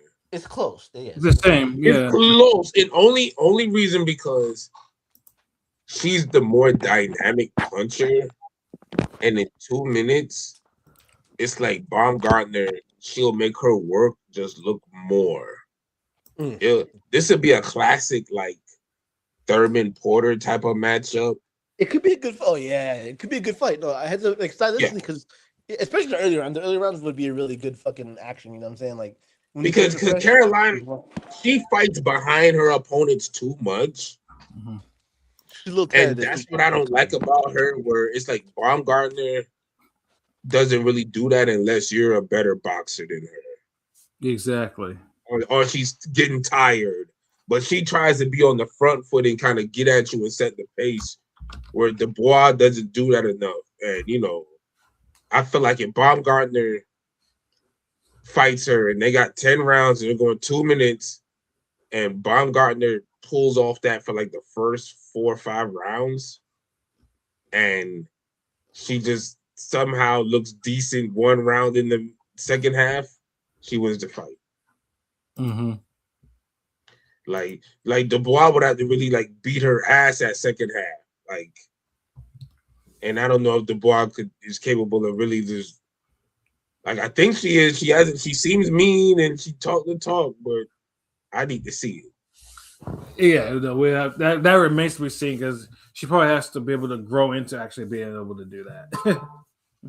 Hey, but if you call it for the big dogs, you need to do that as soon as possible. Very true. I'm just saying you can't call out for niggas and still be saying you're developing. Mhm. Yeah, she's still not all the way there, but Hey, too late once you start calling niggas out. it also doesn't help that. Yeah, I get it when people were saying this as a joke, but when people seriously say, "Oh, well, you know, she's the more talented of the Dubois family," fuck out of here. No, she's not. She isn't. Yeah, stop. She might be more mentally up there and all that, but you know, that's it. Like you can't Dubois, he's already had better wins, better performances. Yeah, he's giving you bigger headaches. But you know, the moment even from even from a skills talent perspective, like come on, man. Like Yeah, no. I mean, I've never seen her lose to a fucking slow ass dad either. Dubois is a better boxer, I think. I mean, Caroline's a better boxer than her brother, I feel like. No? I don't know. Caroline's kind of rugged and still, I don't know. I think she's still kind of Very raw. unpolished. Yeah, she's kind of raw. Yeah, so- and she doesn't work enough. Who man. do you think who's the better boxer, Daniel or her? You think that? Daniel. Daniel, like Daniel. Easily, I don't see how it's like. No, because the big fight. No, hold on. Big fight's kind of Wardley Dubois is one of the biggest fights I think. Like in terms of like, it's more competitive than Nakatani Inoue to me. No, but what would I'm you saying say the is same like, thing if Wardley knocked out Dubois? Would you feel as confident? I'm just saying. no. It was still. I would still think the brother's better than the sister. The issue with Dubois with Daniel has never been with the fist. It's always been in the fucking head. Yeah. He's. I mean, he is chinny. There's no question about that. But it's mental with that guy. So yeah. But Daniel Dubois at least has put together some actual complete performances as a pro. I mean, he has. I mean, he knocked out. He knocked Anthony Joshua the fuck out. Yeah, he went on a string of damn upsets. Like, yeah, you gotta respect that. Like, and he's looked good in them. Like, it's not like he's going life or death and barely winning these shits. Yeah, I mean, like, dude chopped up Hrgovic. He stopped Big Baby. Like, I mean, and Dubois, for someone who's that shaky, like, he put together the performances his sister hasn't even touched yet as a pro. Nigga, Wilder ain't touched them wins. Yeah, Caroline might be mentally tougher, but that's about it. Yeah. But we're not just going to say that mental toughness just elevates her over Dubois, like over Daniel. Yeah, he has to show the wins. Like let her beat Baumgartner. Let her beat the other lady who got that belt, the other Caroline. Let's get some more wins before we say that. Yeah, and it won't matter regardless if Wardley knocks Dubois out or not. Like Dubois already accomplished something. Accomplished to the point where Caroline has to actually kind of get to. So it's just like, and it's not going to erase those wins he got over damn Miller and all them dudes. Yeah, and for the record, they're going to un-KO Joshua. And for the record, I'm not picking Wardley over Dubois. I'm just saying. That's 50-50. It's 50-50. But I've noticed a lot of people today. You're the third person today that told me Dubois over Wardley. And wait, you serious, man? Wardley gonna knock the shit out of fucking Dubois. I think Wardley, he has that innate gumption. He has that certain that dog in. I don't know that inner dog. I don't think so. No, Dubois. No, that's I want to hear this. The odds are 50-50. I think like that Zayas, Ennis, and Inoue Nakatani are the three upcoming fights this year that are like the best. I give Nakatani a bigger chance of beating Inoue then I do Daniel Dubois beating Ward. See, Yeah, Vashetta, whoa, Vashetta, no, Yeah, King yeah. P, no, King P's the third person. no. No, King P's the third person of boxing that I know today that I trust their opinion or respect their opinion that told me Dubois is gonna win. So it's like, damn. No, that's hold on. kinda I mean, I shouldn't say it so confidently. Oh, he's confident. He's It's definitely close. gonna win. It's a close I'm fight. just- Confidently don't exist with a Dubois pick, nigga. Yeah, Like, trust me. I've never been a Wardley guy. But I'm the truther. You know, I'm the truther on the panel. I'm the truther. Yeah. But I mean, we know, but it's close. What I'm saying is close. Like it's I mean, 50-50. Wardley finds a way. Like, Wardley mentally has already beat Dubois. Mm-hmm.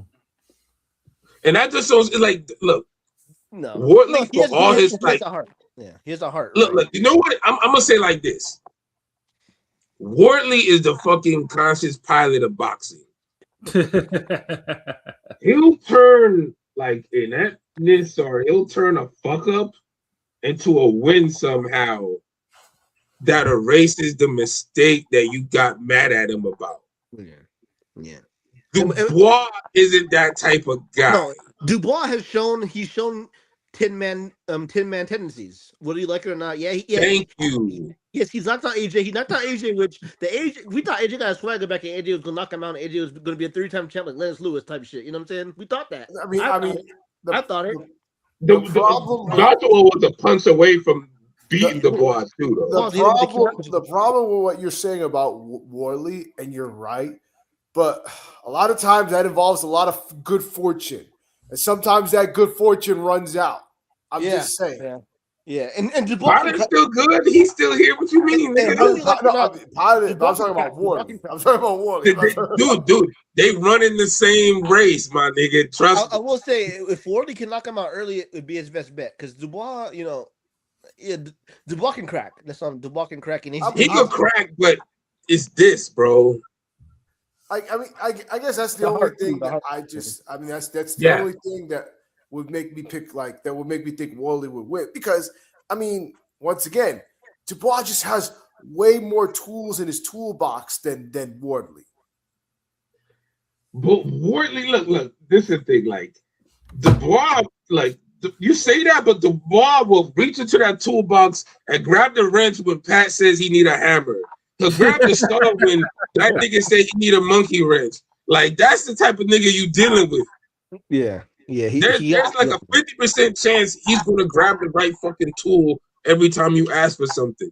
Who the fuck wants to deal with that? The thing is with Wardley, he'll have that big ass fucking toolbox, but he'll only have like 3 tools.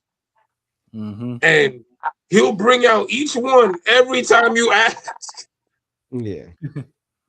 Now, when he bring it out, there's a 50% chance he'll use it good. And speaking, That's where his 50% comes in. And Dubois the guy while you're working in the garage. You're like, hey, can you get me that tool? He's like, no, I'm gonna go inside. I'm gonna eat real quick. Dubois, he's kind of shown a couple times. You know what I'm saying? Nigga.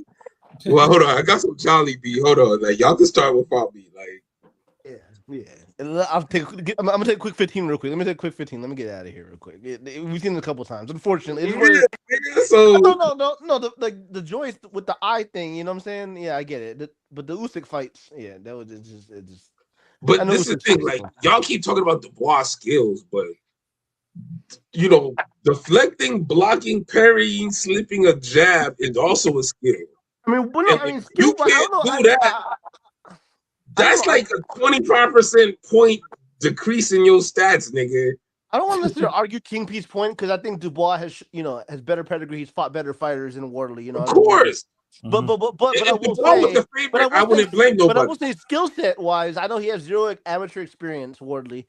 But skill set wise, I mean, Dubois is technically a better up and down fighter in terms of what he has. But is he it's not that far off, I don't think, with Wardley, and he's getting better every time we see him. So, dude, that and look, man, Wardley's mind is too strong for Dubois. Like, as soon as Dubois has a great moment, and he can't just one punch KO type this, because that's the only way Dubois gonna win. Dubois has to one punch KO flatline Wardley. If he cannot do that, he loses. Because if he has a great moment, as soon as he gets tired or his moment is over, Wardley is going to come back and hit him with some shit. Right. Man, And Dubois is going to get frustrated or get knocked out or do whatever the fuck he does when he pisses us off and loses. if the Dubois from the Hergovich fight shows up, Wardley's not winning. Nigga, that's fucking Herkovich with that goddamn slow ass, average ass fucking cracker. Nigga. Hold on, Pat. What's your opinion on that fight, real quick? Since we're on it, who do you think? Who do you favor in the Wardley Dubois fight? Like, who do you think? Come on. I mean, Yeah, he just been laughing and chilling, nigga. Yeah, he's been. no, because it's jumping over the place. But no, it's if I have to do that, I'd pick Wardley. You know, for that. And it's My not, man, see that nigga know what's up. But by knockout or decision? Knockout. Knockout. He's only winning by knockout. He's only winning by knockout. Yeah. And right now it's just more of the intangibles because He's kind of the Euro Wilder in a sense, right? And no, he's Wilder with a slightly better toolkit. Yeah, better, yeah, and the power is not as lethal with the one shot, but it's still pretty strong. It's lethal. I mean, It's lethal. But see, it's the resilience, it's the chin, it's the durability, it's the Bishop superpower. Like he's more skilled than Wilder. What's his name was whooping his ass, and then he turned that shit around. You talking about the guy that won the guy that won on the bench? The Parker wasn't it? Didn't Wardley fight Parker? Yeah, Parker. Yeah, Parker. Yeah, Wasn't Parker whooping his ass? Yeah, Like right before the stoppage. As was the Australian guy that fought on the fucking. Yeah, Justice Sweeney was Hooney. Whooping his ass too. Yes. But you have to understand that Wardley is a guy that almost lost to Fraser Clark, and Fraser Clark is nothing special. Yeah, that's I'm gonna say right now, that's the modern. That was on a Sunday randomly on Peacock. That's the modern day heavyweight classic in terms of the 2020s. That's one of the best heavyweight fights. That's not a classic fight. No, I'm just saying Wardley Clark one was a good ass fight. No, it was a good fight. Yeah, it was a good ass fight, but I'm saying It's a fight of the year, I'm saying but it's not a 2019 fight of the year, nigga. yeah, like I mean, Wardley, at least to his credit, he ran that back and put dude out and broke his jaw in two places and won the I'm round. just saying we haven't seen many heavyweight fights in this past 5-6 years that has been as good as that 10 rounds was. I'm just saying, at least at a heavyweight level. I mean, there have been good heavyweight fights and stuff like that. But I mean, personally, I think Wardley Parker was a much better heavyweight fight than that. But it's that was a good fight. That was a really good fight. yeah, but Wardley's fun fighter. Yeah.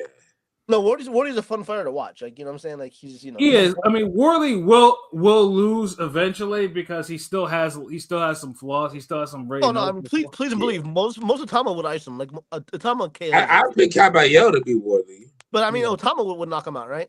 Most likely. Yeah, Otama would knock him out. I think so too. Yeah. But see, the difference is Otama, he has that one punch KO and he has the fast hands. So he could it's like it's basically like it's like a sharpshooter type nigga like dealing with Wardley. Like, if you don't have that precise quick hands, release power, where you could just shut him out, like Tommy Hearns, that nigga. It's like Wardley always gonna have a chance on you, especially if you got mind problems and shit. Yeah. But yeah, Moses definitely, and I picked Caballero just basically, he just all around a better fighter, and he mixes his punches and. But I don't think he would allow. But he has a better chance. I think like that. I think Wardley has a better chance beating Caballero than he would Moses Otama, though. Of course. Yeah. Moses fight is like 80-20, 70-30. Whereas 60-40? I mean, Caballero 60-40, 55-45? Yeah, Caballero 60-40 type shit. Whereas Moses is 70-30, 80-20, but Wardley always gonna have a fucking chance against anybody because especially a heavyweight team. Yeah, because if he starts out fast and Moses can't take the lead and Wardley ends up catching him and he hurts him, then what? Mm-hmm. Yeah, so it gets a lot of times a heavyweight it gets to game planning. and strategy because it's like tanks in there. Like, and I'm not the boxer, but tanks, like little tanks. Like you looking at it like each guy could kill the other with one perfect good shot, or so you got to execute. Who's going to have their game plan, but they can get that one moment that could change everything. Even if it's not a knockout punch, it's just what allows them to continuously win rounds. Mm-hmm. And that's a good little heavyweight discussion, though. I ain't gonna lie. Well, I mean, heavyweights is a popping division. Like, I mean, even this coming weekend, even though it's on a lower level, I mean, it probably has some implications. With Big Baby and Lanier Piro. Like one is a prospect, the other one is an American name that everyone knows, but he's clearly trending downwards. Although Big Baby has lost. He's trending upwards since that that hairpiece shit has bigger. Pause. Gave him new life. No, he's bigger than he ever was. Pause. And that's crazy too, because dude got all types of. And that was and we watched that shit. That wasn't a good performance by him. It wasn't. No, it was a terrible performance. But it was one of those fights where he won a fight where the guy, it was his fight to lose. Yeah. Because that nigga got tired and he allowed dude to take over. And it's like, you can't lose a fight where you literally split a nigga wig. Right. It's gonna be an ugly ass fight. I'll tell you that. I know this fight's gonna be an ugly ass fight. Well, I mean, I'll say something. I've seen. I mean, I saw him train. He does look a lot smaller. He does look smaller. How much smaller? I don't know by now. But I mean, he looks. It's noticeable to you that got to be significantly smaller. Yeah, because I mean, and truthfully, because Pero is. I mean, he's obviously the latest Cuban thing. I know Cuban talent and Matchroom has been trying to. Matchroom's been doing their part because to keep pushing them because they keep putting him on all the obscure Florida cards. Like they signed him and they put him on all the obscure Florida cards. Like all he does is fight in Florida, and in LB's neighborhood. So it's like, no, and he's been featured on the MVP and on the lower level. Those Friday Night DAZN cards. Pero's he's always on the Friday Night DAZN cards. Kind of looking mid, but looking at he has that Cuban potential with Paro. Yeah, and Pero. I mean, he's not a bad fighter. I mean, he's not bad. Allegedly, he's 33, but him and his brother are just kind of the mid. They're like the upper heavyweight version of the Barthélemy. I don't know. They're just I don't know. Just kind of. Whoa, wait. We have to wait for them to kind of falter before I call him a Barthélemy. I'm just saying, like sibling boxers. Like you got the Fonduras and shit. You got some higher level ones. Charlos. Say what you want about Charlos. But I mean, I get it, but right now, both them Cuban brothers are undefeated right now. So but one of them got dropped bad. It wasn't him. I checked his box rec. It was the other Pero brother got. I'm just saying, like they're kind of a lot of Cuban boxers just never live up to it lately. You know what I'm saying? Morale and shit. I don't know. Well, y'all give up all these expectations, and it's like these niggas ain't gods or nothing. Get the fuck out of here.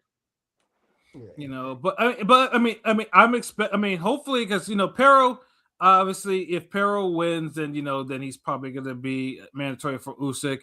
Now, if Big Baby wins, obviously, it's a little bit more because Big Baby's the rare American heavyweight that can actually talk shit like how heavyweights used to kind of talk. He was in that media run. He was in that on Breakfast Club and shit. Yeah. Talking about his hair falling off and shit. Yeah, I mean, he did what he's supposed to do. That's what boxers are supposed to do. And he's a little old now, but I think he's like, if he wins this fight, he's due for a big quote unquote big payday. You know what I'm saying? I don't know, a Joshua Wilder type tune up. Like they could use him as a quote unquote tune up type of thing. I don't know. I'm just saying, Miller would beat Wilder right now. Like, yeah, I know. I'm just saying not tune up. Either gonna give Wilder a big fight or not. Yeah. Yeah, and like I said, now Joshua, on the other hand, I think if you want to reapproach that fight, go ahead. Yeah, because there's no love lost. Joshua, I'm the landlord, shit like that. It's. There's no loss. I mean, and truthfully, and Joshua should still keep his energy because, damn that motherfucker for popping dirty for that fucking super soldier cocktail. And he did it twice. So it's like, but but unfortunately in boxing, like I said, he talks a lot of shit, and if he's in a big fight, he's gonna talk up a big fight, and people are gonna be like, "Who's this? Who's this big black guy?" Talking all I this. mean, he got a choice between two Americans. Like, I feel like if Joshua wanted to come back and say, "Look, man, let me fight Miller, get him out the way, do the whole American press run, and and basically, after Miller, I'm going to get Wilder." That Wilder fight is huge after that. Yeah, I mean, well, because I can only imagine this. Because You could only do it that way. You can't have Wilder fight Miller and then fight Joshua, because the chances of Wilder beating Miller ain't as good as Joshua beating Miller. hell no, it ain't. You feel me? And I know there's some niggas out there who think Miller, could knock out Joshua, and they're not wrong. There's still a risk, but if I had to bet on my life, who gets past Miller between Joshua and Wilder, I'm going Joshua all day. Like, I just went on the FanDuel. I'm actually surprised that Big Baby he's the betting favorite over Pero, but it's not an overwhelming favorite. Like, he's minus 152 and Pero is plus 120. But but the method of victory, Big Baby points decision is plus 130. KO is plus 390 for him. A draw is plus 1500, which I can actually probably see in this fight for some odd reason.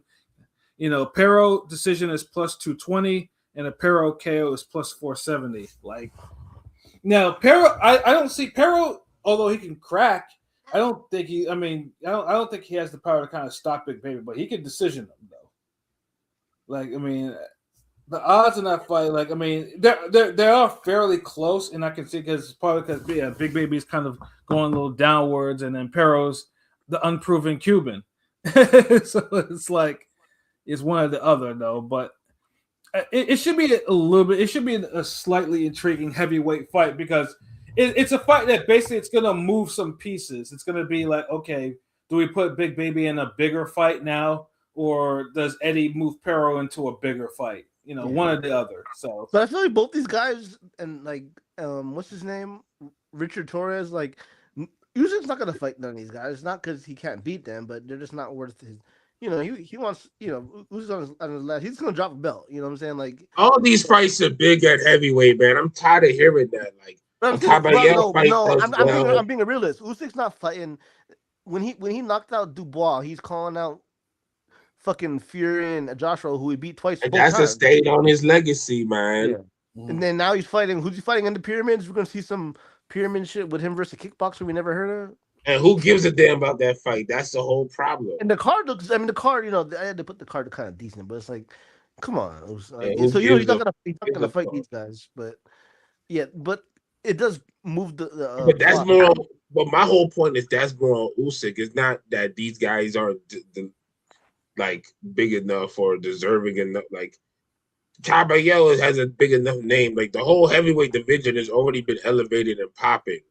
So Caballero would sell, Wardley would sell, like Moses would sell. Like, all these fights will fucking sell. Exactly.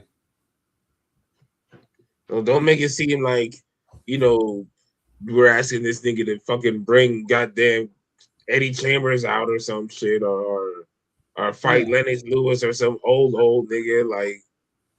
Like nah, like all these niggas out there we wanted to fight are all money fights. Yeah, exactly. And like I said, and Big Baby, because it's an eliminator, so it's like if Big Baby wins, he's probably a WBA mandatory. So it's like, yeah, you should absolutely like, and that's a winnable fight for him. Usyk can actually beat a Big Baby. Like, he can absolutely do it. Just because Big Baby will talk up the fight as he has a command of the English language, and he will talk nasty, and people will be like, "Who is this cat from Brooklyn talking all this shit?" And then you get in a fight where Usyk styles on him. So it's like it's a fight that can be made. And I'm not a Big Baby fan, but I understand where he kind of fits in this puzzle. Like, you got to do it. Yeah. At least he would have somewhat earned it. This kickboxing nigga ain't earned shit. Yeah, But truthfully, I mean, I would rather watch Usyk and the kickboxer than watch the other heavyweight fight this week, which is Yoka and Okoli. Whew. Yeah, that's Hey, the other. watch that fight fuck around and be kind of good somehow.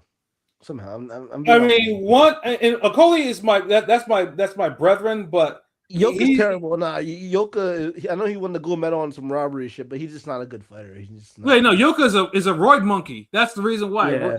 One's a roid monkey, and Okoli is basically a 1-2 magnet. Not done. And They call him what? Hug Coley, right? Because he be clinching more than he Devin Haney. clinches, and he fights these two. He fights like a slower version of fucking Laura for some reason because it's always a 1-2 without the movement. No, I remember when he first was got on the scene, he was like a promising prospect, but he just showed who he's kind of like. I mean, he was a champion, but I think he was lighter, but now he's eating more and he's heavier and he's like, and if fighting shoes, Okoli can fucking punch. He can really punch with both hands, but his style Who's is your favorite, just Pat? Real quick, who's your favorite, Rakpo or Okoli in a fight? I'm just wondering. Rakpor easily, yeah. Easily.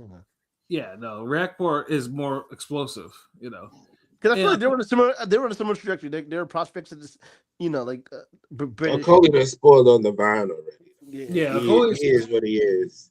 Yeah, but like I said, he punches extremely hard when he does it, but it's just his style is just he has a hard time kind of sustaining his offense without clinching excessively, and he's too big to be clinching excessively. Like, you know, that's my issue with him. It's just like, but he should be able to beat Yoka because Yoka is absolute trash. You know, he's complete trash. You know, but you know, Yoka just somehow he still finds a way to just kind of maintain some sort of relevancy. But yeah, you know, dude, yeah, he won that gold and just like his friends of boxing hasn't been relevant in a while. Yeah, I mean, you know how bad you are when Bakoli and Takam both whooped your ass. Like in fights. Wasn't like Okoli? I swear Okoli was on some, the Amir Khan promotions. He would do some African shit. He'd be having these African heavyweights on these cards. I know this one's not that, but I'm just saying, like, yeah, Okoli. I think he was on Matchroom. Did he make the comments about Eddie being a slave master or some shit similar? He kind of inferred that shit. Is that well, I mean, Bakoli is. You know, not Bakoli. I mean, he's fighting Bakoli or he's fighting Lawrence. No, I was saying Bakoli. Like, you know, I'm for Yoka. Bakoli whooped Yoka's ass. Oh yeah, Bakoli whooped his ass. Yeah, but yeah. Same thing with Takam too. Like, yeah, Takam. Yeah, no, the Bakoli one it wasn't as. The Takam one was the one because it was back to back, right? You know what I'm saying? Yeah, it was back to back. So yeah, the Takam one was like.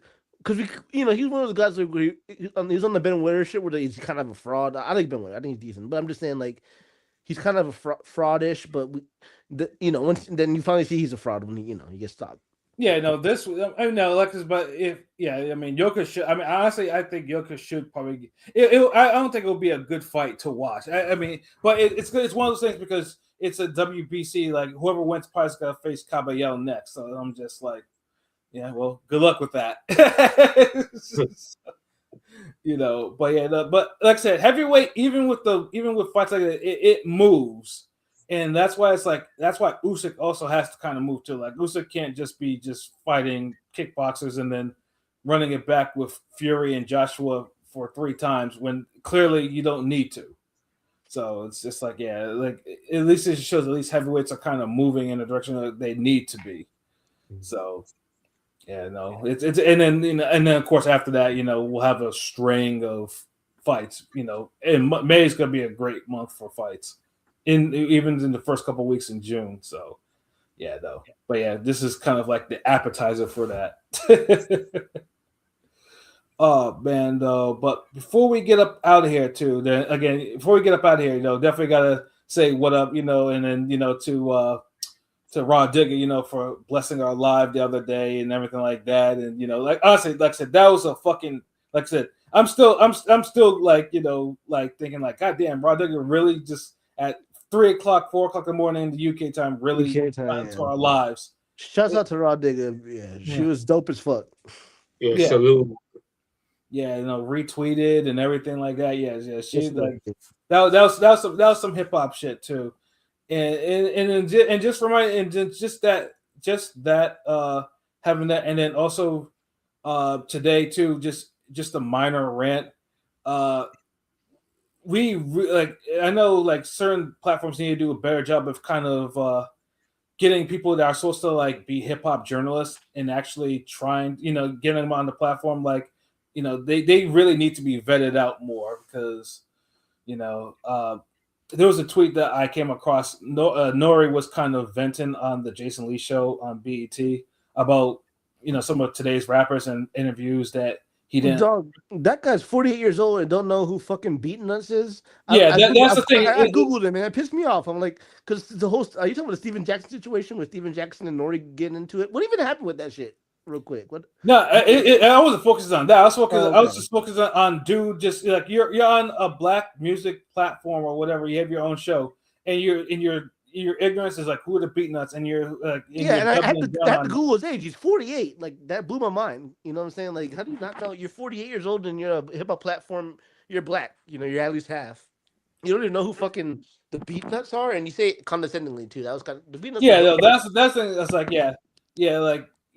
like some of these people like it's like some people just fake the funk and it's like they get exposed every single time. Just the logic, I'm half breed myself, but just a half breed logic ass culture vulture. You're black, so you're just gonna use your blackness to fucking for the buck. If I was Nori, I would have said who the Beatnuts. I would have took my mic off and got the fuck up out of there. It's like clearly I can't be talking to niggas like this. You know what I mean? Yeah. I'm waiting for somebody. But the balls to just do some shit like that. But I don't know if any of y'all saw the Steven Jackson and Nori situation. Like Nori was actually a goon. Steven Jackson had to like pay some young kid to go to D Block, to get on O Block type fucking Chicago shit. Nori was like, he got a reputation. You know what I'm saying? Like I don't pay attention to what Steven Jackson is in his second childhood. Yeah, like dude was a decent basketball player. He has a ring. Like the world champ. He was a good 20-point scorer. Good you and good. You know what I'm saying? Yeah. Yeah, no, but he does. Yeah, according to him, his biggest accomplishment is hanging out with O Block. Like. Yeah, exactly. And I'm like, you're a whole clown. Like, aren't you a millionaire? Like, you're a multimillionaire. Like, what the fuck? What are you doing? Man? Do be on some clown shit too much. It's some cool. I mean, I don't want to say it. It's some cool shit. Like, you're rich as fucking. You're doing that shit. Like, you're just. Nah, it ain't cool. It's just him being a lame, just corny. It's lame too, but it's kind of cool to promote that when you got out the hood and you made millions of dollars. You know what I'm saying? I don't know. It's whack. Yeah, if I had cool shit, because cool shit usually is like you got to play up the cracker somehow to be on some cool shit. Yeah, he ain't doing that. It's just some stupid, low vibrational, low hanging fruit aspirations ass shit he on. Like, yeah, it's literally that. Like that's like, bro, you too old to be getting into this cool shit of him being on Piers Morgan saying all this shit. Yeah, you busting out on a bitch. Like, even with Wilder, like, some people could say that's cool shit, or that's just a nigga being weird. I take more of it just being a nigga being weird. Right. Yeah, so it's like I ain't trying to just. Because cool is some real shit. Like, I ain't gonna be just throwing that word around. But yeah, Stephen A. Smith has done more cool shit than Stephen A. Stephen Jackson. Yeah. No, I mean it's not completely 100%. I'm just saying like it's really more like Pat said, second childhood shit. But if you're making millions of dollars and stuff, you're just like I'm saying kids look up to Steven Jackson. I'm just saying like. You don't. It's the mind thing, nigga. That nigga mind is wired to be on that shit. That's what he enjoyed. That's what he liked. That's it's a real surface level way of thinking and looking at life. Like, if I'm a millionaire, there's a million things I would want to do before I would even get to O Block. Because Matt Barnes and him have that whole all the smoke shit, and they include boxing. I think that Andre Ward TV shows on that network. You know what I'm saying? Like it's a whole bunch of black niggas doing it, right? But shout to them. Got to get that bag. Because back in the day, there'd be a lot of athletes that going broke, you know what I'm saying? So they at least have that outlet, I don't know. It seems less. Yeah, but look at the shit that's out there now. Like all these basketball players who are mid as fuck, saying they're having the most wildest takes. That Bev talking shit about D-Wade was crazy. Yeah. Pat Bev talking about D Wade. Like, come on now. Come on. Yeah, come on, bro. Like, Who are really, you to talk about like D Wade? Like, what the? the third best shooting guard. Like, really, like, who are He you? is number 3 for sure. Yeah, he's third best for sure. Like, nigga, like, come on. Because after Wade, it's like, there's a gap. Yeah, there's Harden and Iverson, but it's Jordan and Kobe. You know what I'm saying? D Wade is right there, right after them for sure. Yeah. Mm-hmm. But then it's like, there's no hard pick after Wade, though. That's how great he is. That's the whole point. Because the whole thing real quick. There's the Harden D Wade thing is always comes up, but real niggas know D Wade is over Harden still. I'm sorry. I know Harden is great. Yeah, and Harden always had a better cast than Wade. And all these niggas now have longevity, like KD, LeBron. You know, taking off games and like just advancement in science, right? You know what I'm saying? But still, I mean, D Wade, got injured, bro. Like, yeah, D Wade got injured. if Wade don't get injured, he got a better career. The same thing with like Grant Hill. He was clutch, and LeBron choked that. I think he might have did that on purpose so D Wade don't get that Finals MVP. That's what I always felt like. I felt like LeBron tanked those games because Wade was balling. Wade was balling, yeah. What the fuck? Like, bro, like the LeBron, because LeBron a whole lot, like he petty like that. Like some niggas, and I he say don't this, want to have that Kobe because I rate Kobe really high, but some people would slight Kobe for being the second option with Shaq. So he don't want to have that on his record with his first ring. You know what I'm saying? I'm not the Finals MVP. and he still ended up getting it. That's the shit so stupid. Like that's why I always feel like Wade is better than these niggas because he literally his second options were fucking Shaq and goddamn Antonio Walker. No, the year he won the ring, Antoine Walker was the second in scoring, not Shaq. And it wasn't Shaq. I know. Exactly, Antoine fucking Shimmy At least Walker. Gary Payton. I'm happy Gary Payton and Tristan Williams got that ring. Sorry, Basketball Miami. But this is the thing: if you seen those Heat games and those seasons, you know Antoine Walker was a streaky ass up and down shooter. Oh yeah. No, but Walker was him and Pierce were a dope duo. Not about Pierce. Yeah, but yeah. Walker was always Walker was more reliable than like say the Larry Odom. The Lamar Odom Kobe played with, but on the Lakers, he was about the same. Yeah, that's not saying much. Yeah. In different ways, Odom was more of a playmaker, right? But they both had a similar impact. You're right. Well, I mean, come on, bro. You showing up to fucking play and carry your team, and you got Antoine Walker and Lamar Odom to choose from. You know you're gonna mumble under your breath a little bit, but you're gonna pick Walker though. Walker would give you more points guaranteed. Walker would give you at least 15. Exactly. Mm-hmm. Even though you'll be having your fucking because he was raining them threes. Even though you'll have those moments where you're like, you be clutching your heart. Like, the shimmy's iconic. The shimmy was iconic. I mean, come on, I can't handle the shimmy. You know what I'm saying? But yeah, that's what I'm saying. He had Shaq who wasn't really Shaq anymore. Shaq was still delivering, but I mean, Joe was important. And then the last part just as important as Shaq in those games. That was like his third or fourth year in the league. You know what I'm saying? Like he was in that draft with LeBron and Bosh and all them niggas. He won the ring first. It's to me, I feel like that's what makes him greater than the niggas because he got his shit first with less. Yeah, and people complain about the fouls, whatever. It happens. The fuck out of here! Like it's always so like niggas just say you don't like Dwayne Wade, nigga. Just say you don't fuck with Wade. That's it. Like that's what it gets to. Like because now look at now. Like I don't know if y'all watch basketball, but beards and shit. Like Harden and now especially SGA, people complain about them just with the foul drawing. Back then, you think D Wade was foul drawing. I bet you D Wade wasn't shooting as many free throws as they were. Like you know what I'm saying? Exactly. And Wade was actually like, first of all, Wade is like what 6'4", 6'4", yeah. At fucking shooting guard, really. He's playing with niggas who's like 6'5", 6'6", 6'7" ass niggas.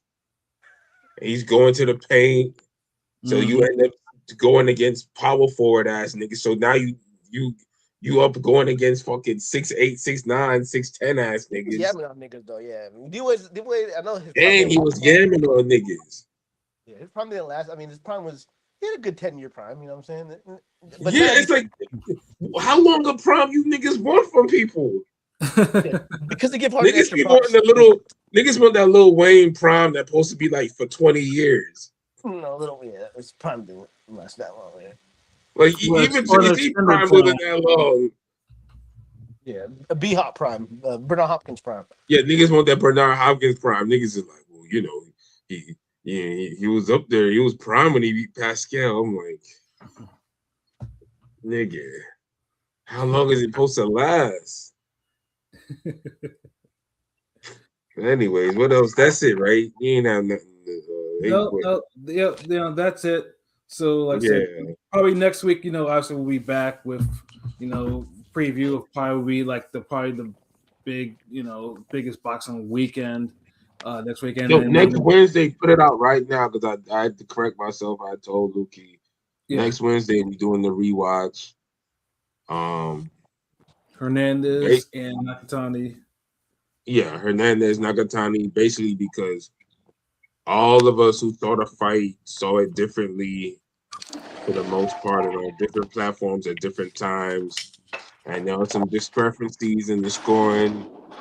And Ring Gang loves a good discrepancy battle. So exactly, and plus, it's right and wrong. And it's a good way because the shoulder programming for this fight has been lacking for some odd reason. Like there's been like what the fuck? Like it's a big fight. This should be at least a special somewhere, especially the zone or something like someone or even or even on the Japanese. Like usually the Japanese are good at that. And people don't understand how dangerous a fight this is for Inoue. Like this is literally the Japanese version of Crawford fighting Spence. Boots. Oh, Boots. Yeah, Boots. Yeah.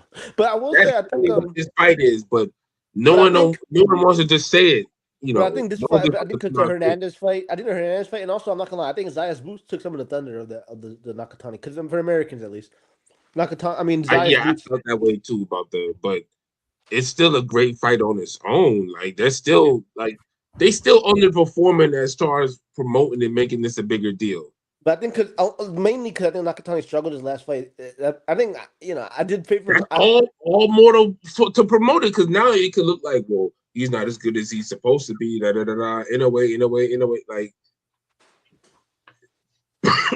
there's so many angles that could go with this, and they're not going anywhere. Yeah, like in that fight deserves all the extra promo or anything that it should get. But it's a history legacy shit. Like this is like Foreman Ali. Like this is like the level. Like one nigga's like solidified all time great. I just hope the Hall of Fame going against another nigga who's already. A lot of people think Nakatani can fight. Junto can fight on the inside, and he's not as fast. You know what I'm saying? So that's like, especially now with his last performance. You know what I'm saying? So I hope Junto rises to the occasion. I get that, but it's like Nakatani still provides a high danger level. Like he could put your fucking lights out if he's in the right range. He still throws the combination. This is a hard, dangerous fight for Inoue. Like this is all the reasons you're saying this is the reason why Crawford ain't fight ain't fight Boots. That's all this is, bro. That's how dangerous a fight this is. And he did mention that he's watching Bud Canelo highlights. I guess there's a little bit of similarities, but not really with him and counter punchers and shit. I guess. Yeah. I'm talking about the level of threat, man. Who else is? How many other divisions where somebody who has already solidified himself as a Hall of Famer, all-time great, they're taking on the young lion who really got next, who's already showed that they're great, and they're fucking dangerous. They're icing niggas. They're a threat. This matchup doesn't get made that often. That's all I'm saying. You can't even bring up a fight like that. I know, because Junto's in his prime. He's probably 27, 28 years old. Yeah, I feel it. Yeah, dude, and that's what he's so dangerous, and he's in his prime, and you gotta Inoue being 33, like especially the lower weight. Once you hit 32, you're getting kind of old at the lower weight. Yeah, Now the thing is, we know this isn't prime, like this isn't peak in a way, but in a way, it's still in his prime. But he's on the downslide. He's on the Jacobs, Kell Brook, Golovkin side of his career. This ain't the Uma Gil Murray side. Mm-hmm. Like there's a difference. Like so, in a way, this ain't the first Daenerys. Jamie McDonald, Emmanuel Rodriguez, Emmanuel Rodriguez, Payano. Like this ain't that side of the career. Yeah. So definitely looking forward to like the rewatch and that and then that fight and looking at what the odds are going to be and stuff like because that's gonna be a good boxing weekend of gambling at least. So but it will be it'll be good and hopefully maybe we get a surprise shoulder programming something about that fight. But get ready to get up out of here. You know what I'm saying? Obviously, continue to support Ring Gang and whatnot, and then LB might go live later on this week or whatever, or we might hit you with some more of that training because I know y'all are feeling the training and stuff. That, especially some of the women that he's been training lately. So just keep a lookout for that. And then some other Ring Gang stuff that's still in the pipeline because, like I said, Ring Gang, there's always something going on with us in terms of what we're working on. Yeah, we got so much shit. It's just giving y'all the time and the date to give it to y'all, like show it off. Like, we still got animations on deck and so much other shit. I got the Kobe Bryant joint I need to drop. Like, I got that animated, colored in. So just make sure you following the gang and all that. And, you'll see you be up on it. No doubt. So for myself, right. Yeah. So for myself, Pat Scorpio, New England representative, for LB Shuttleworth, the God, the Go artist, for Kingpin Bodega Band, for Conscious Pilot. This has been another wonderful episode of Real Talk, where as always, if shit's real, we talk about it. So until next time. Peace. Yeah. We still bringing back Skeezer. Shout out to Rod Digger.